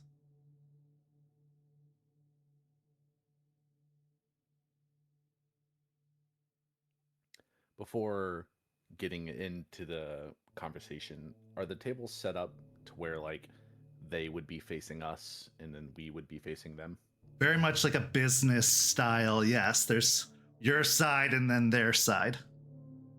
Okay. I will approach the table in the middle and sit in the middle and grab like a glass and fill it up with water. I'll look at Red. So what exactly would they need for them to help and assist us? Well, I've spoken to the Ohio Sept out of Columbus, and they have asked for some technological assistance as well as legal aid, which I believe your Sept out of Tampa is proficient in and willing to offer, as we had mentioned before.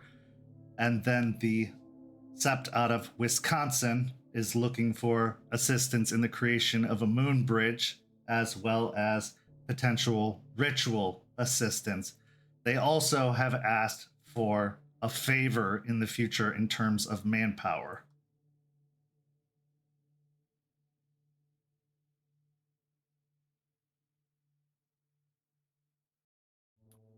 I'll nod my head. Well, I mean, the house up that those two things. I know Aspen has offered assistance in both of those ways from the Tampa sec, so 100% that can be arranged and that can be done. I know also for the Wisconsin Sept, it was expected that a moon bridge might want to be constructed between Hell and Tampa and maybe another Sept. So I think I'll turn to Delphine and Rory. Didn't we get a couple of stones? Delphine will nod. Our Keeper of the Moon Bridge sent us with 2 stones to establish moon bridges if negotiations went well. Excellent.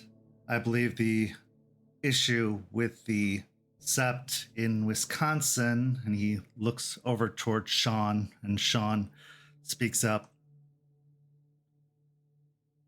The issue with the Wisconsin Sept is that they have nobody there who knows the right in order to open and construct the moon bridge. They would need someone capable to teach them and educate them in that right.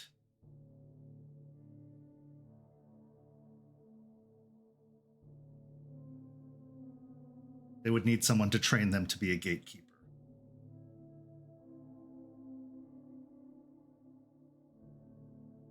Okay. I'll turn to everyone. Eliza's our gatekeeper, correct? Or is it Artie. Artie? Thank you. Pretty sure Artie would be willing to help and train. I would have to ask him specifically, but I don't see a problem with his willingness to help. Very good. Well, that should secure their assistance. And again, a favor to the Wisconsin Sept in terms of manpower in the future in one of their assignments. They understand the magnitude of the work that they are doing here, and they will judge accordingly based off of the assignment what favor they ask in return in the future, and will make sure that it is equal to or lesser than the favor they are asking or being asked of them now. I understand. I will let Aspen know about that stipulation, and I'm sure once the moon bridge is established, help will be ready and available rather quickly. So. Excellent. Now that brings us to the present matter of our assistance. Obviously, we are more than willing to assist in the matter. However, the circumstances of our assistance have changed as due to some recent events. We asked Rick to return after the events of last week because as the owner of the home that was damaged in those events, we felt it necessary to bring him into these deliberations and have him weigh in on the matter with his feelings and his, well, judgment on how he felt reparations should be handled. As we all know, having been here before, it is a breach of the litany to disrespect another's property in that fashion. Now, we also understood that there was some miscommunication, so we are not expecting anything grave or aggressively handled. We're not looking for any rights of shame or anything like that. We want this handled as smoothly and peacefully as possible, but it does bring up some concerns. Rick, he looks over towards the sandy blonde-haired man. Rick stands up. Hello, everybody. I understand that there was a bit of an altercation at my home the other day. And I understand that some damage was done, some equipment broken, some damage to the foundation. It seems like some tempers got a little bit out of control and everyone could have maybe used a little bit of calm, maybe a little bit of peace. But that's the risk of being Guru. That all being said, this mission we're about to go into, it's a very dangerous one, and it requires focus. Having been to the mines, I have seen what they have up there and what they are working with. It is a very complex situation. I have brought back photos, and he presents a folder and opens it up, and you can see multiple printed photos of the mines showing trucks and security, fences, outposts, even armed guards. Being one of the largest iron mines in the country, one of the last fully run facilities, with multiple agencies working out of there, even some that I believe to be directly linked to the organization that your Sept is currently at odds with. You can see that it is a very delicate and fragile situation.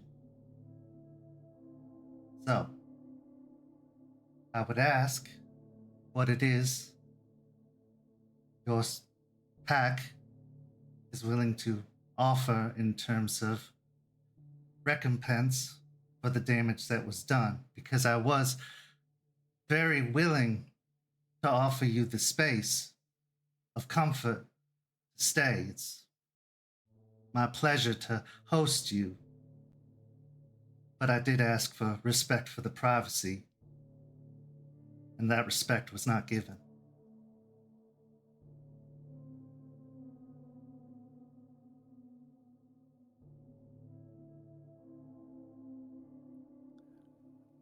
As Rick is speaking, I will be nodding along, and then in that last statement, kind of cock my head a little bit.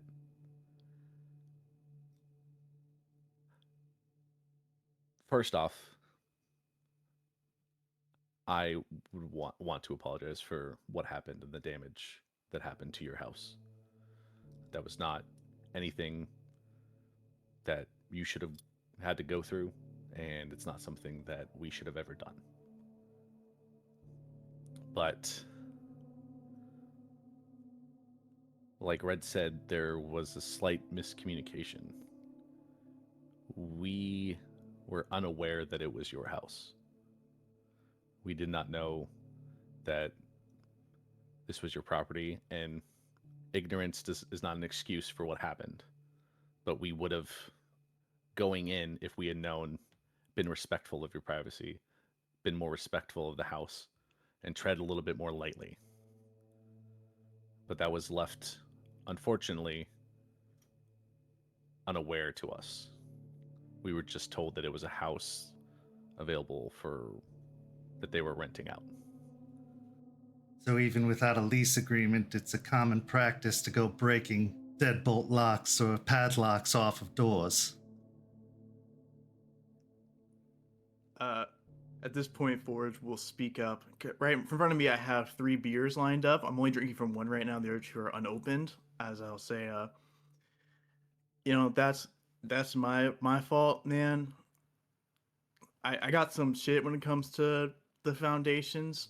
Back in Tampa, in the foundation of a house, there was this, weird creature. It's like reminded me of like one of us, but like it was freaking out, going crazy in the foundation. And look, after that, I just had to make sure there wasn't, nothing in there. Because if the same people are working from, down there, I don't know where the hell they put their stuff. So, roll me a manipulation and subterfuge. Yeah. Can I say something to be able to help out? Sure. I assume Rage 1, by the way. I would say Rage 2. This is an intense deliberation. But go ahead, Juniper. What do you want to say to assist? Yeah, it was a very intense situation, and we're all a bit weary from houses.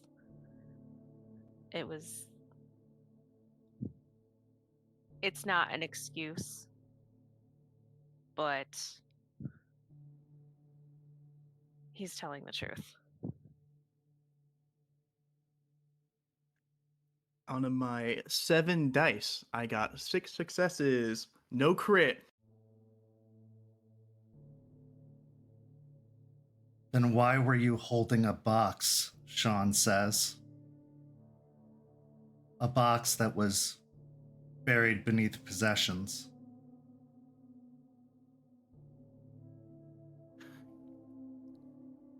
Not gonna lie, I felt the call.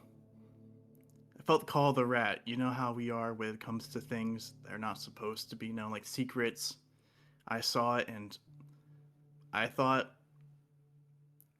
I let it kind of get to me, I thought I wanted to kind of find out what it was, and that's on me. That's my fault. But I did go down there originally too, because that fucking, voice in my head, that concern. And I can't say that. Feel it right to just ask any of the elders about the foundation of the house that we were going to loan you. I'm telling you about the. Okay, so it's kind of hard to explain, but my leadership told me not to share that information with my pack mates about the thing in the foundations. And I assumed that was to be extended to literally everyone else, because if I can't tell my pack mates, that means I can't tell anyone.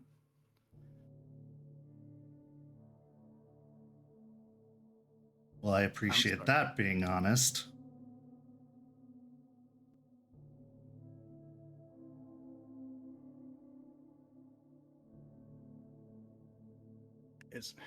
it was, I guess it's kind of already, we're at this point already.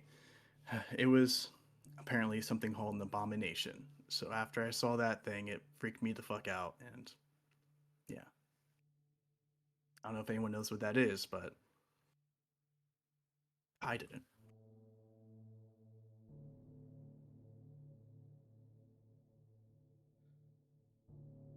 Red furrows his brow slightly, looking between Sean and Rick, and then looking towards Raymond.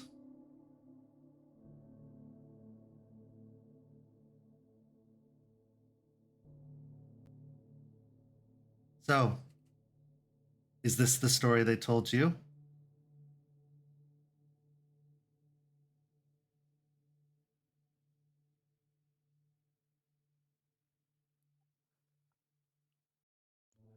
After they woke up from their injuries and I questioned them, their memory wasn't fully there. And when I tried to dig and I tried to drill,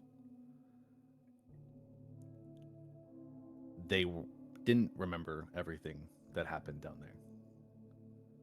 there. And being with them this entire time, I've asked a couple more times, and it doesn't seem like their memory has returned fully. I don't know the full story about what's going on because, as far as I'm aware, they don't remember most of what happened down there. That's not what I asked. Is this the story that they told you? They told me that they went down to investigate the basement, and while investigating, they got into an argument and ended up fighting. As far as I'm aware, that is the story that I know. Very well. If I may add something, like I said, I was told not to tell anyone else in the Sept or my pack about that. So I couldn't tell him exactly that part. I I understand. couldn't tell anyone that. Well, thank you for your honesty.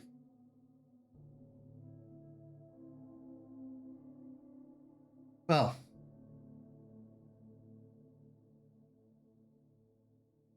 question still remains. What are you willing to offer Rick for the damage that was done?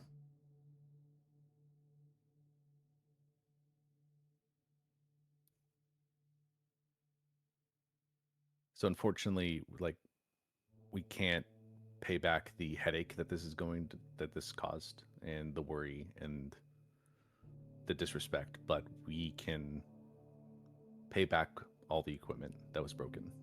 We can fix foundation. Juniper is handy in construction. And with all of our hands put together, we can work on fully fixing your basement out of our own pocket. So that way, no damage remains and any broken equipment can be replaced.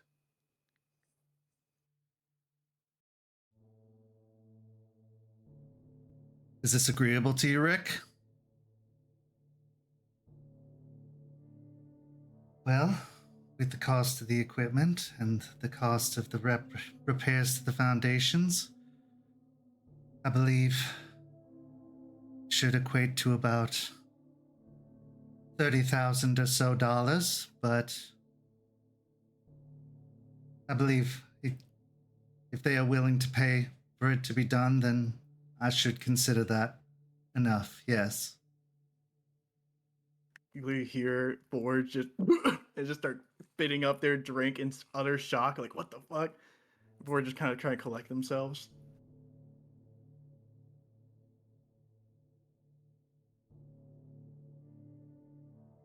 And I believe, Rick, Red says you had some thoughts in regards to the mission as well.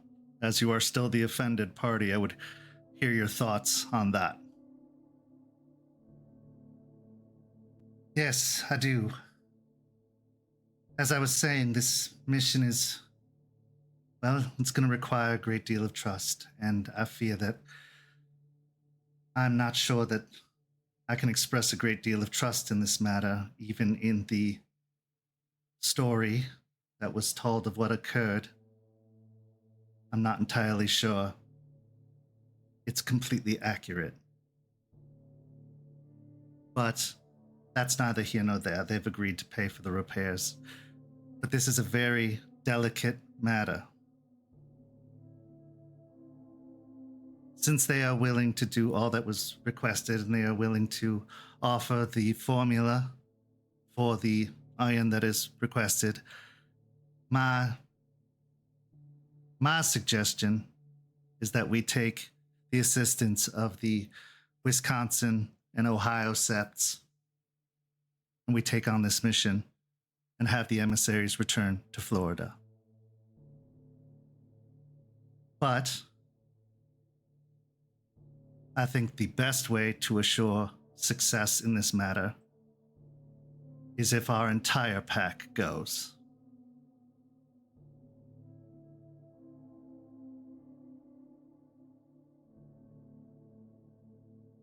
With that, Red looks towards Stakes.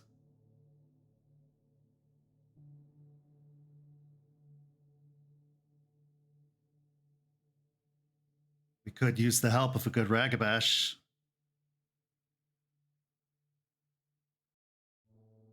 Would help ensure our success.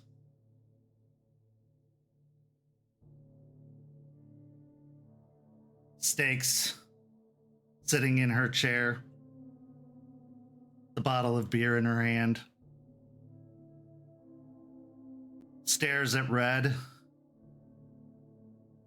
and then turns to look at the rest of you.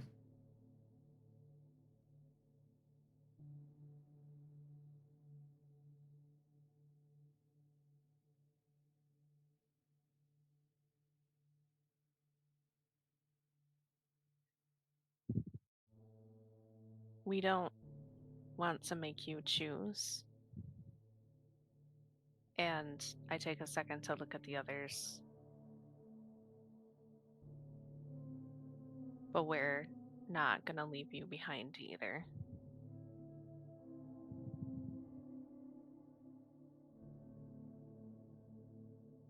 Said it was going to take compromise and potentially sacrifice.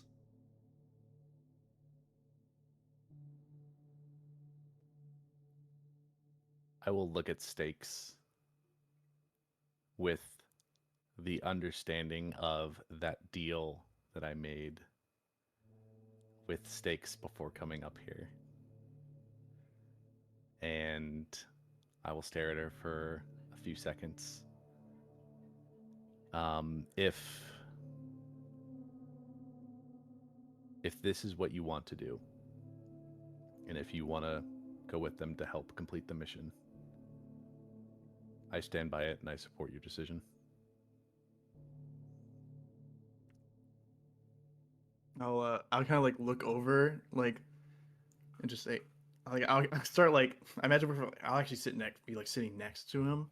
I'll kind of like pull him in as I'll say, "What the fuck are you saying? We're a package deal. She's with us. We gotta support her. What the fuck are you saying?" I will also just turn and look at Ray and just stare at him. I will turn and to, I guess, also whisper at Forged, "Hey, we are a package deal, but she can make a choice. And if this is what she wants to do, we can argue with her until we're blue in the face. But if this is what you know how stubborn Stakes is. If this is what she wants, this is what she wants." After he says that, I will whisper under my breath, "What if we use this to finally prove ourselves as a pack and prove prove that we can have our shit together and not leave stakes here. And not go back empty-handed.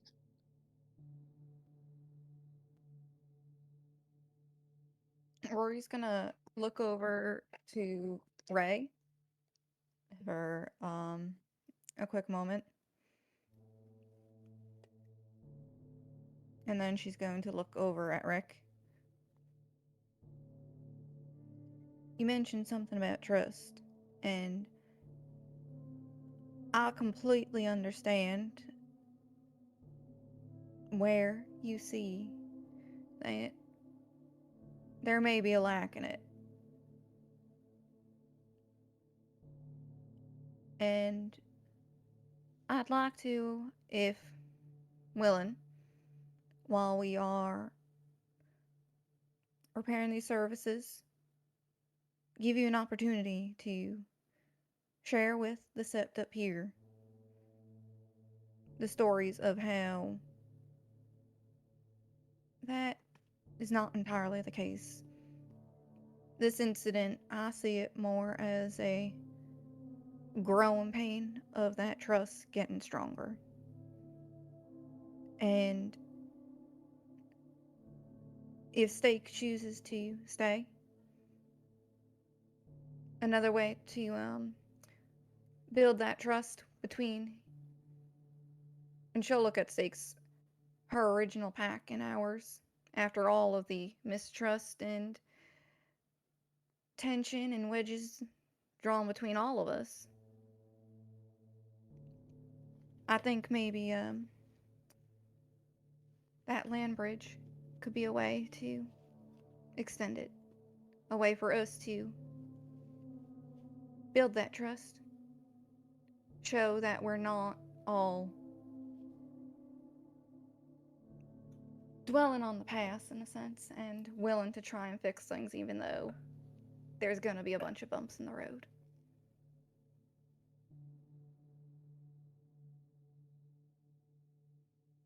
I appreciate what you're saying. And I want nothing more than to establish trust between our two sides. But trust must start with trust.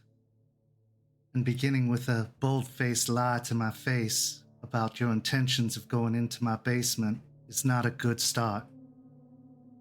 Telling the true story of why you go downstairs would have been a good beginning. This wasn't it.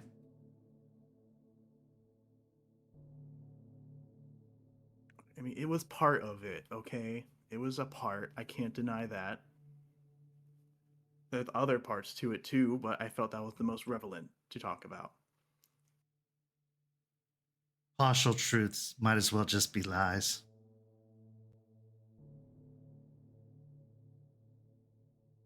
I look like I want to say something back, but I will hold myself, and I will just take a deep breath, a sharp inhale, and just look down towards my hands as I'm currently clenching my fist near the table, just sitting there.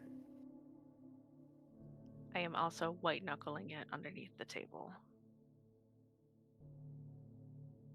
I would imagine Rory's probably on the end, because it sounded like Forge and Juniper on each side of Ray, so Rory will kind of just grab Forge's arm to try and be like, take a breath.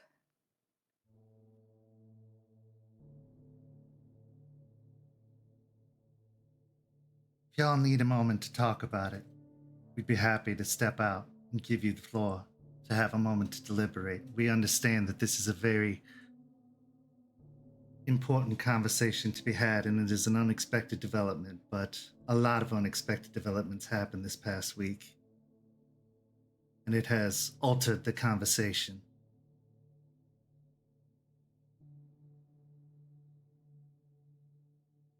At this point, Red looks towards Raymond.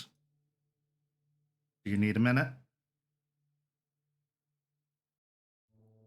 I'll look around at everyone and then look at Red and be like, it would be much appreciated if we could have a couple minutes. You got it. He looks towards Sean and Rick and Aaron and gives them a nod before giving a head tick towards the back room. And they all stand up and head towards the back office. I remember why I don't like Rick. Delphine will activate penumbral senses. Okay.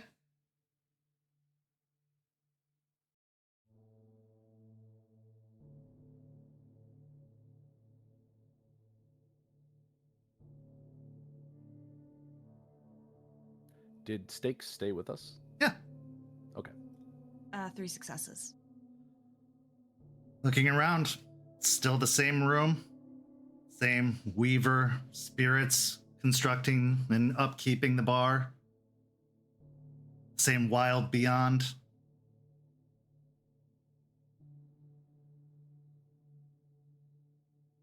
Delphine will give a cursory look around and then look to the others. We're clear.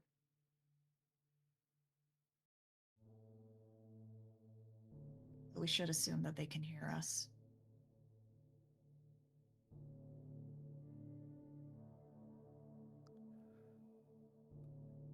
Stakes said we have to be willing to give something. And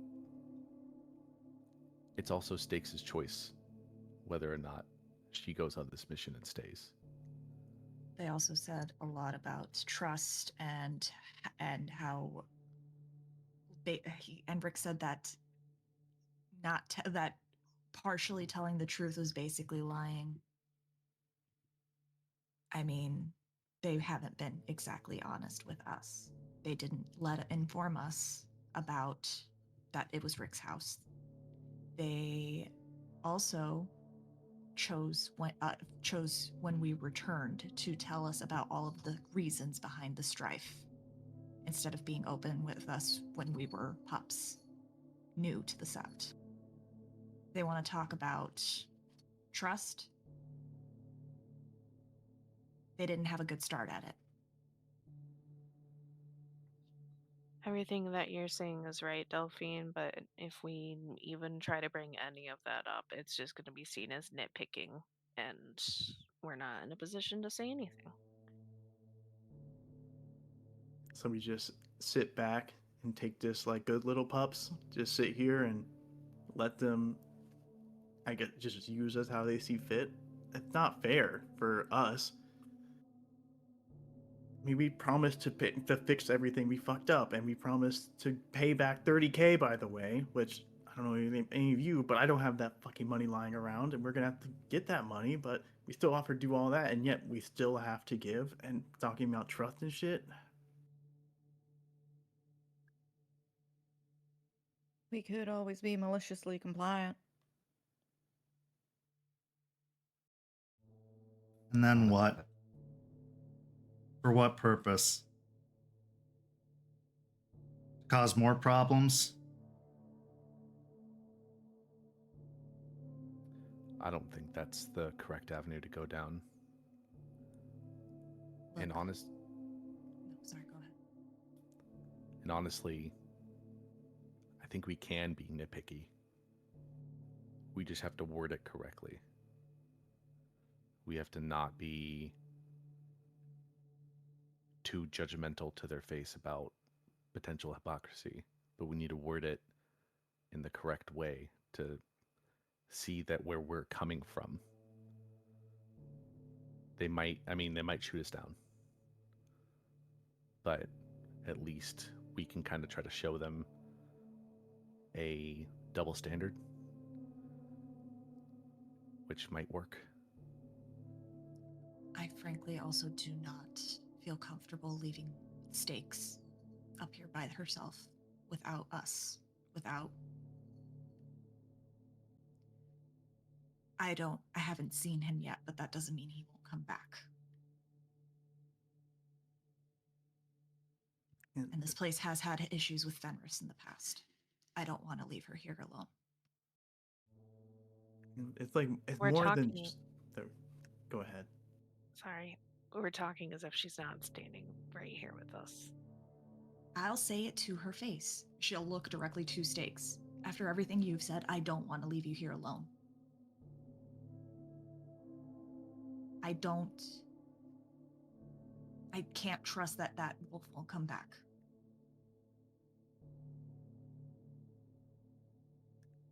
And we've talked about, the whole coming together as a pack thing and trusting each other and making things work. And we talked, that's kind of the only people we had with each other. So why are we just going to let you go and potentially do something incredibly dangerous on your own? You wouldn't let us do that shit. So why can't we do the same for you?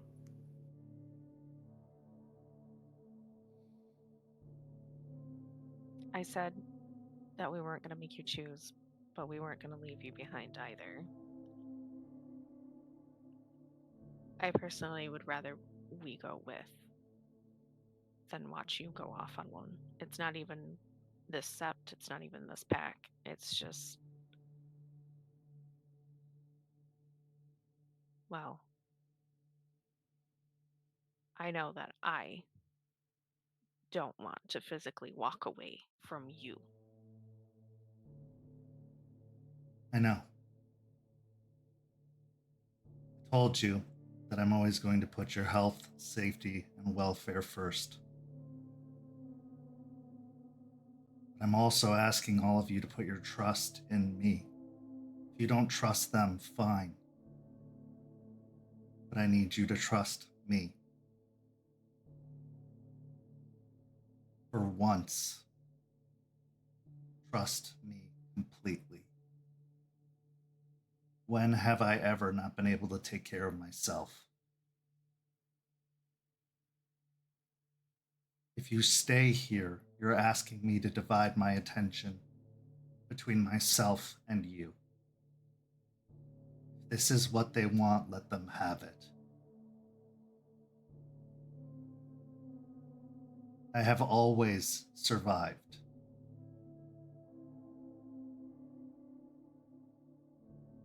This is my pack, good, bad, or otherwise. And I told you that I wasn't going to let them go do this while we sat here.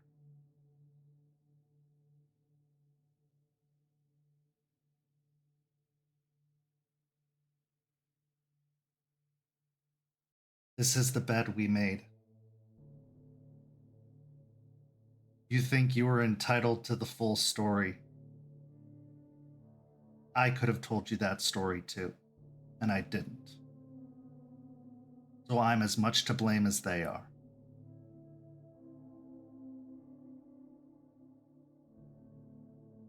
You don't get access to everything. It wasn't your story to know. That was a very hard time for us. We lost our family and our friends, and we didn't know you. You came to us a criminal. You came to us a murderer, a drug dealer, or a drug addict.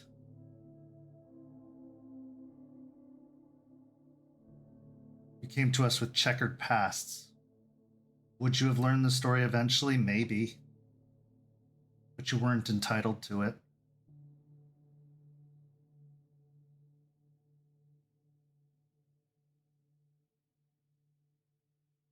And now you know it, because I trusted to tell you, and so did they.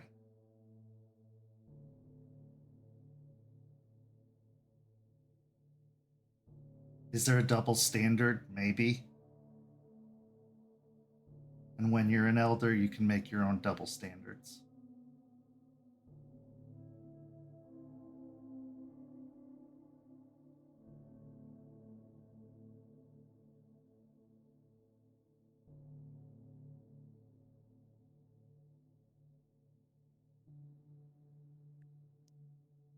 I'm not choosing between you and them. Believe it or not, I am choosing you. Because this is the only way the mission will go forward. And if I go, I believe we will succeed.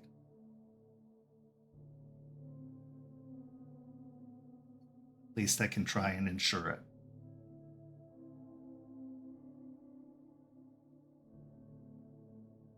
What if we also added the caveat that a moon bridge needed to be established between our Septs? I think that's smart. Worst comes to worst, it gives me an escape. But I have survived this entire time, even before you got here. Even when things were at their worst.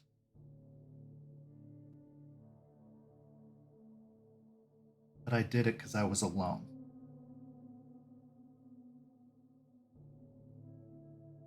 What I need from you is for you all to work together and survive, because I won't be there for you in Tampa until I get back.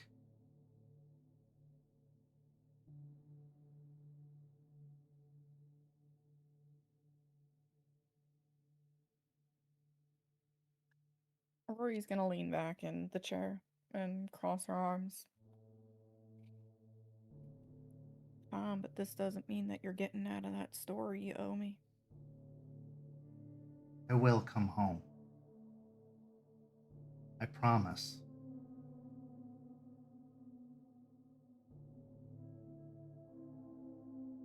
Well, I don't fucking like it, but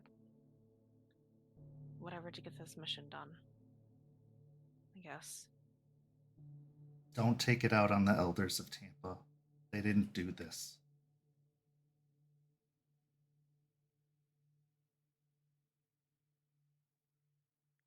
Imagine at some point I stood up during this conversation, and as I'm kind of looking left to right, seeing more and more of us kind of submitting to this plan, I kind of let out a kind of growl, or like just in frustration, as I just let my head kind of go, go low.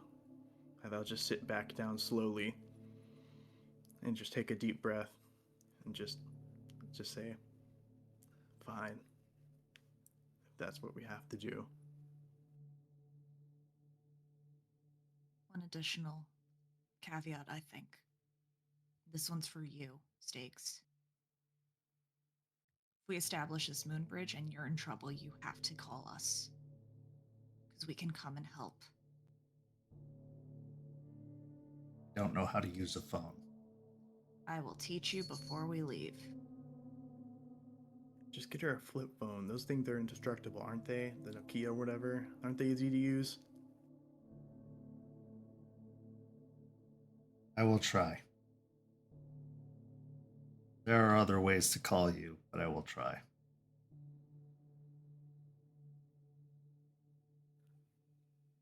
Just whatever one works. Trust me.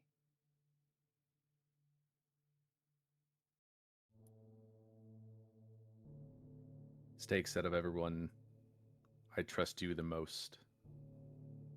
And I know that you will do everything in your power to be safe and get home. And I mean, I don't like leaving you here. I think I voiced that before. But this is your decision. And I respect whatever decision you make. So. I know. And I hoped it wouldn't come to this. And I hoped I wouldn't have to ask all of you to do this. And I wouldn't ask all of you to do this if I didn't think it was absolutely necessary. But I promise I will come home.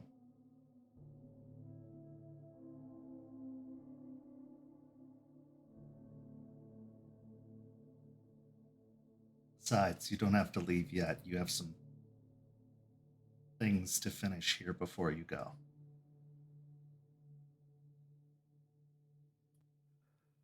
I'll nod at that. And I'll look at everyone in a disgruntled agreement. and I will get up from the seat and then walk over to the back room and knock on the door. The door opens, and Red steps out. You ready for us? Yes, thank you. Red, Aaron, Sean, and Rick return to their seats. So do we have an agreement?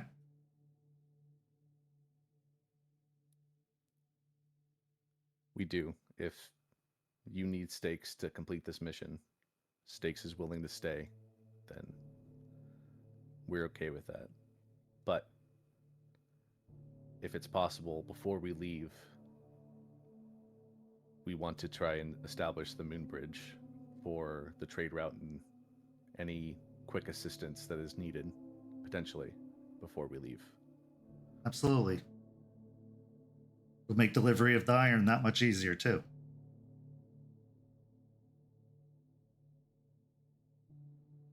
We'll take care of her. You know she's one of ours. We don't let anything happen to our girl. We all know, but like you said when we talked, Stakes is like a mom to us, and we're her kids, so we worry. Trust me, we know. We wouldn't ask this if it wasn't going to help us do what you need us to do. At some level, I know that we all understand that. This'll help us all move forward. And we'll get you what you need. And then we can put all this nastiness behind us and take care of whatever this issue is we're all dealing with. And then we can talk about whatever this plan Morning Kill has for a nation.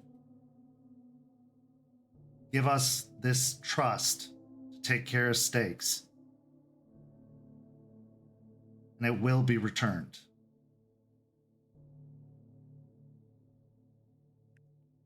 I'm gonna, if I can, I want to roll my insight, because I have not rolled one a single time this whole game. Go for it. Arc.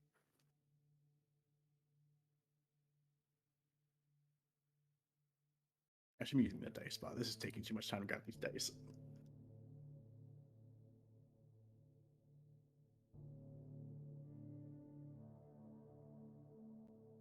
I'll use a willpower. Yay, I got 3 successes. Okay, with 3 successes, Red genuinely means he will take care of Stakes. Just gonna keep quiet and just try and avoid saying anything and just nodding. I look back and forth between everybody, and I will also do an insight check, but I would like to do an insight check on more than just I want to do an insight check on all of them, I guess. Okay. Trying to insight check the entire group would either raise the difficulty or give you a very kind of generic response. Okay, never mind. I will just insight check him instead. Okay.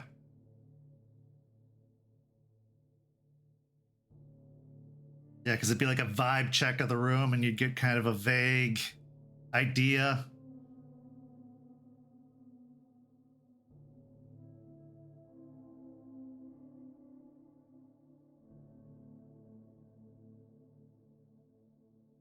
I got 4 successes. He seems to be very genuinely, one, concerned with making this deal happen, but two, also is serious about protecting Stakes and keeping her safe and making sure that she gets through this.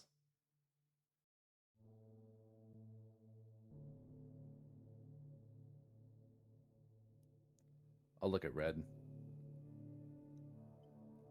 I understand. So, do we have a deal? We do. I will stand up and extend my hand to shake on it. He stands up and offers out his hand, clasping yours with a firm grip. You can tell Miss Weiss, Aspen, that we're good to go. We'll have the Columbus Sept and the Wisconsin Sept at our backs. We should be able to roll out, hopefully, in about 10 days. We'll be heading up there and we'll get to work. I'll relay that to her and let her know. All right. Obviously, take whatever time you need to finish up whatever business you have here. We can get that moon bridge set up. Sean should be able to do that for you. And we should be good to go. Sounds good.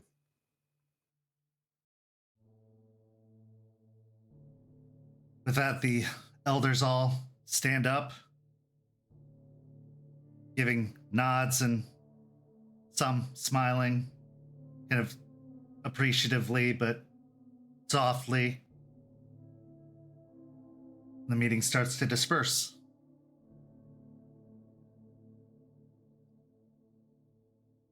Before fully dispersing, I'll have Delphine walk over to Sean. And she'll look at him. I want to say thank you for helping Forged a few days ago. It wasn't in my capabilities. I'm always happy to assist. It's the least I can do. She'll hold out her hand. I appreciate it nonetheless. Of course. Reaches out his hand. Yeah, sight from beyond. I'm gonna do sight from beyond. Okay.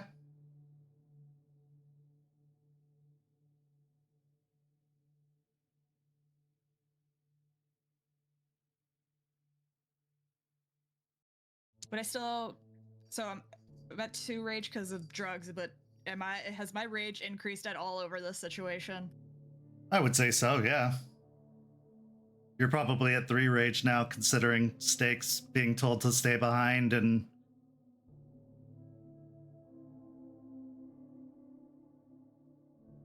Five successes with a crit. Okay. As you touch Sean, your vision blurs. The air grows cold. There's wind in the air, whipping with an icy breeze. You see the snow collecting on the ground. It's winter. You're standing out in the cold snow. Sean is still standing in front of you.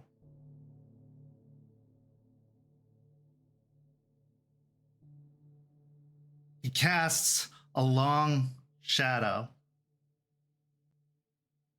And the shadow is of a large, hulking wolf.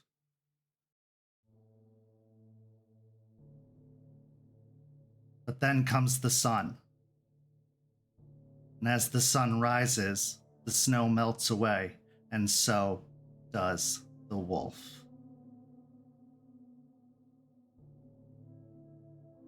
His expression, dark and menacing in the cold, softens.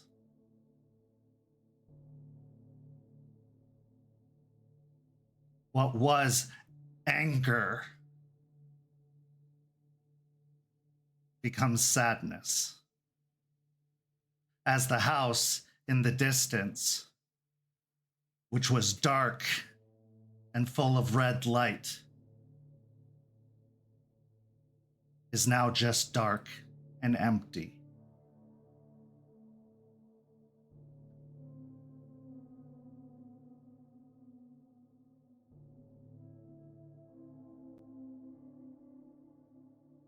As you watch, you see him looking off in the distance to something far away,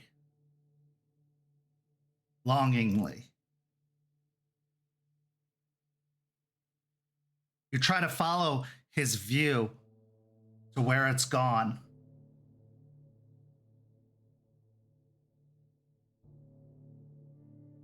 Footsteps in the sand. Human footsteps.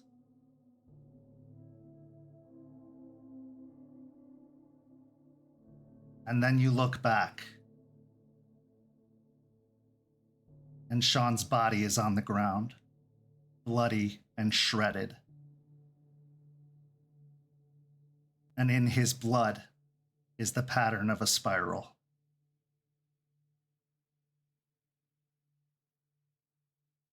And the vision breaks.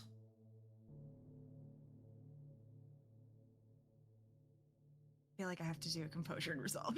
You do.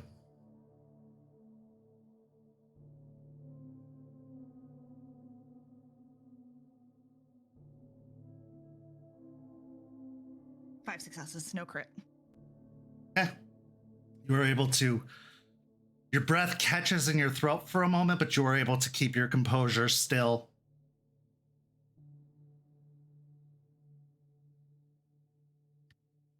She'll release his hand and just nod and start to drift back over to her pack.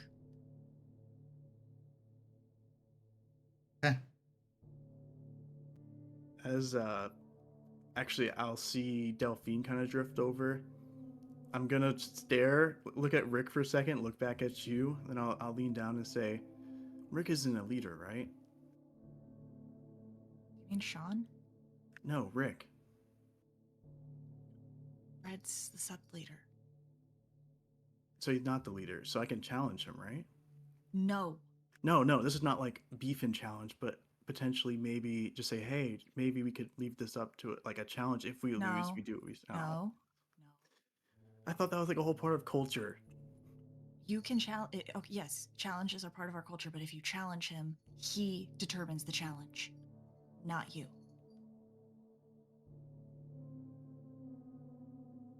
Man, this sucks. There's just no way to like mess around with that. I was just hoping that maybe we could potentially work some things out with a challenge, but whatever. Listen, we're $30,000. We're $30,000 in the hole already. Let's just not add a challenge on top of this. I'll just shake my head if I continue to not understand guru politics as I will walk away.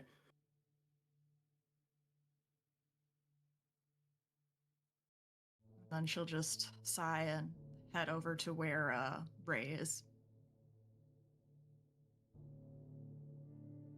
So with the meeting concluded, all of you finish your drinks, say your goodbyes, and head out into the parking lot to return to the vehicle.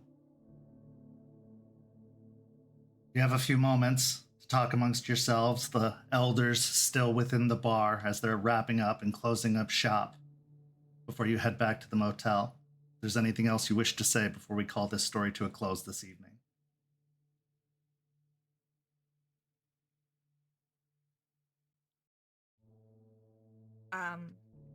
Is Stakes with us? Yeah.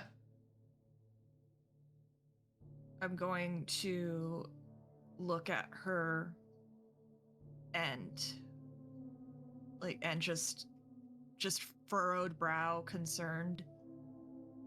I don't think Fenris is going to be a problem with the mine, but I do think the spiral might be.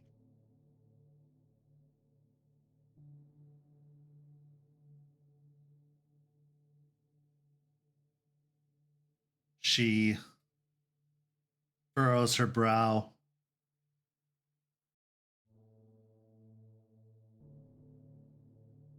All right. He's not my favorite person, but when you do go to the mines, watch Sean's back. Will.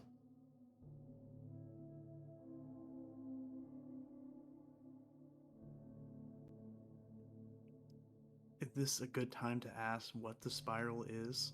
No one explained it to me yet.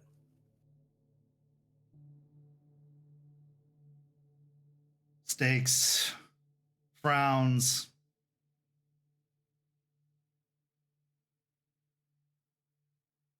If you thought Fenris was bad, the Black Spiral Dancers are worse. Imagine if Guru, or if a tribe of Guru surrendered themselves to the worm. If they became enslaved by and servants of the worm. If they turned to the other side, gave themselves over, fought for the other team. All they want to see is the end of it all. Say what you will about Fenris, they still want to save Gaia. They just want to do so violently and with nothing to stand in their way. But the dancers, they want the apocalypse. They want the end. They want the decay and destruction of everything.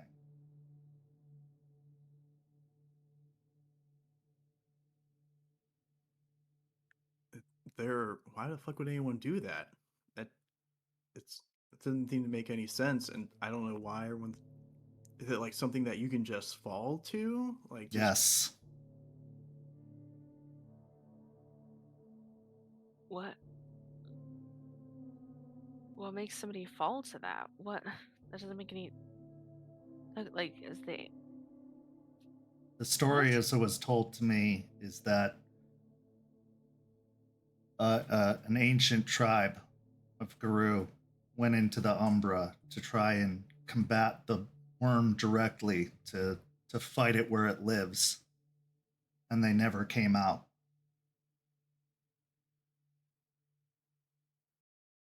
And that is the birth of the Black Spiral Dancers. That tribe that went in became so corrupted, so twisted.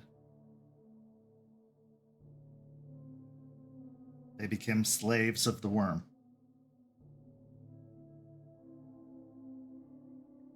So that's how someone can lose the protection of Gaia? Or at least one of us. Yes.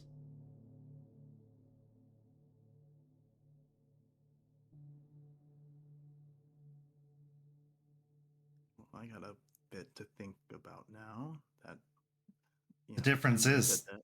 they don't lose it, they give it up.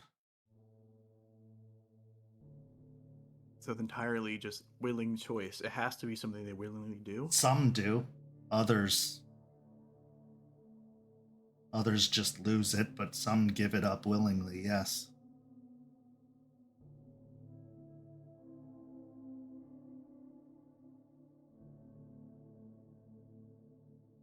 I don't get why Ember would said what it said, but I don't know. Spirits are weird, I guess.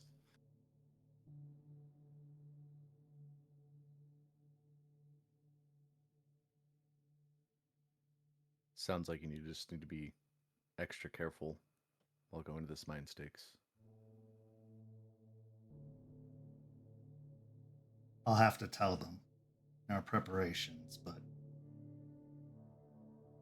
it's good to know. That makes me even more sure of our decision. Everything you fought, vampires, whatever those infected creatures were, they're nothing compared to dancers. I promise you that.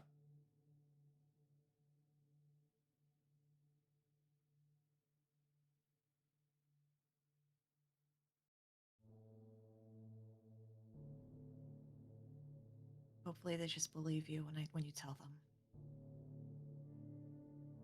They will. And if not, I'll make them.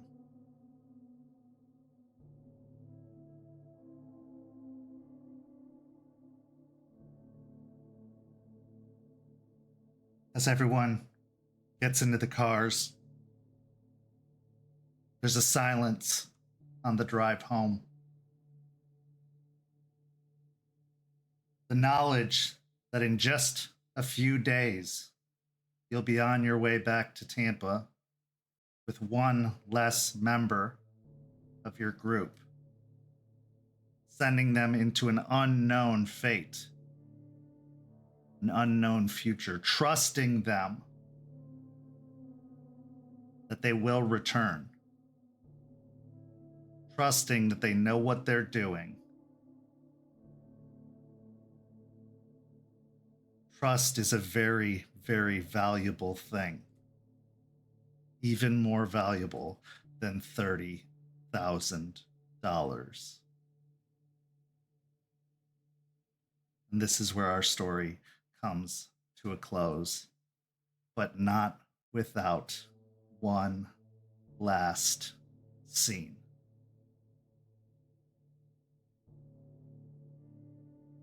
Our scene takes us back to the house, the rental property of Rick Rogers.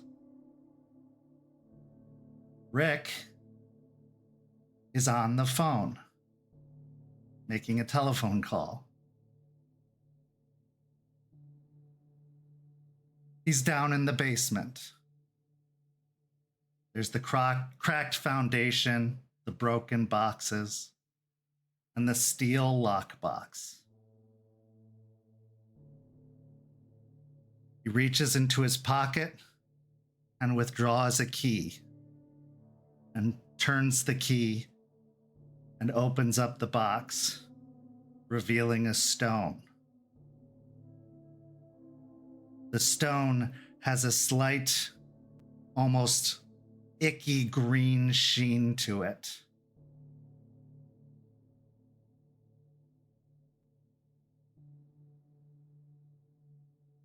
Well, I think everything's gonna work out nicely. He reaches up and tugs at his shirt, pulling down the front of his shirt, revealing the spiral brand on his chest. Before closing the box and locking it.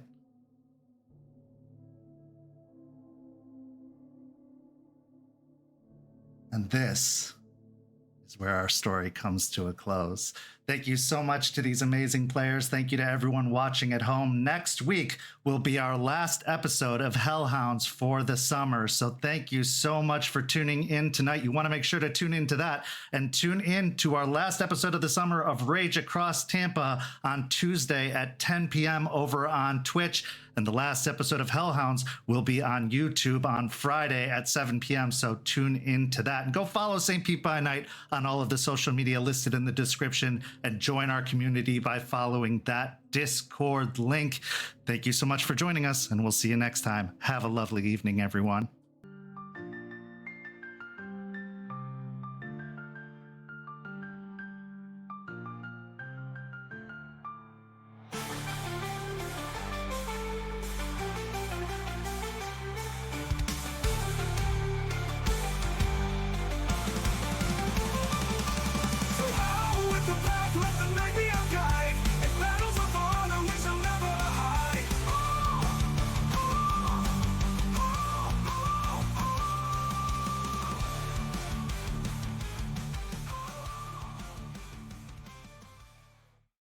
This has been a St. Petersburg by Night production.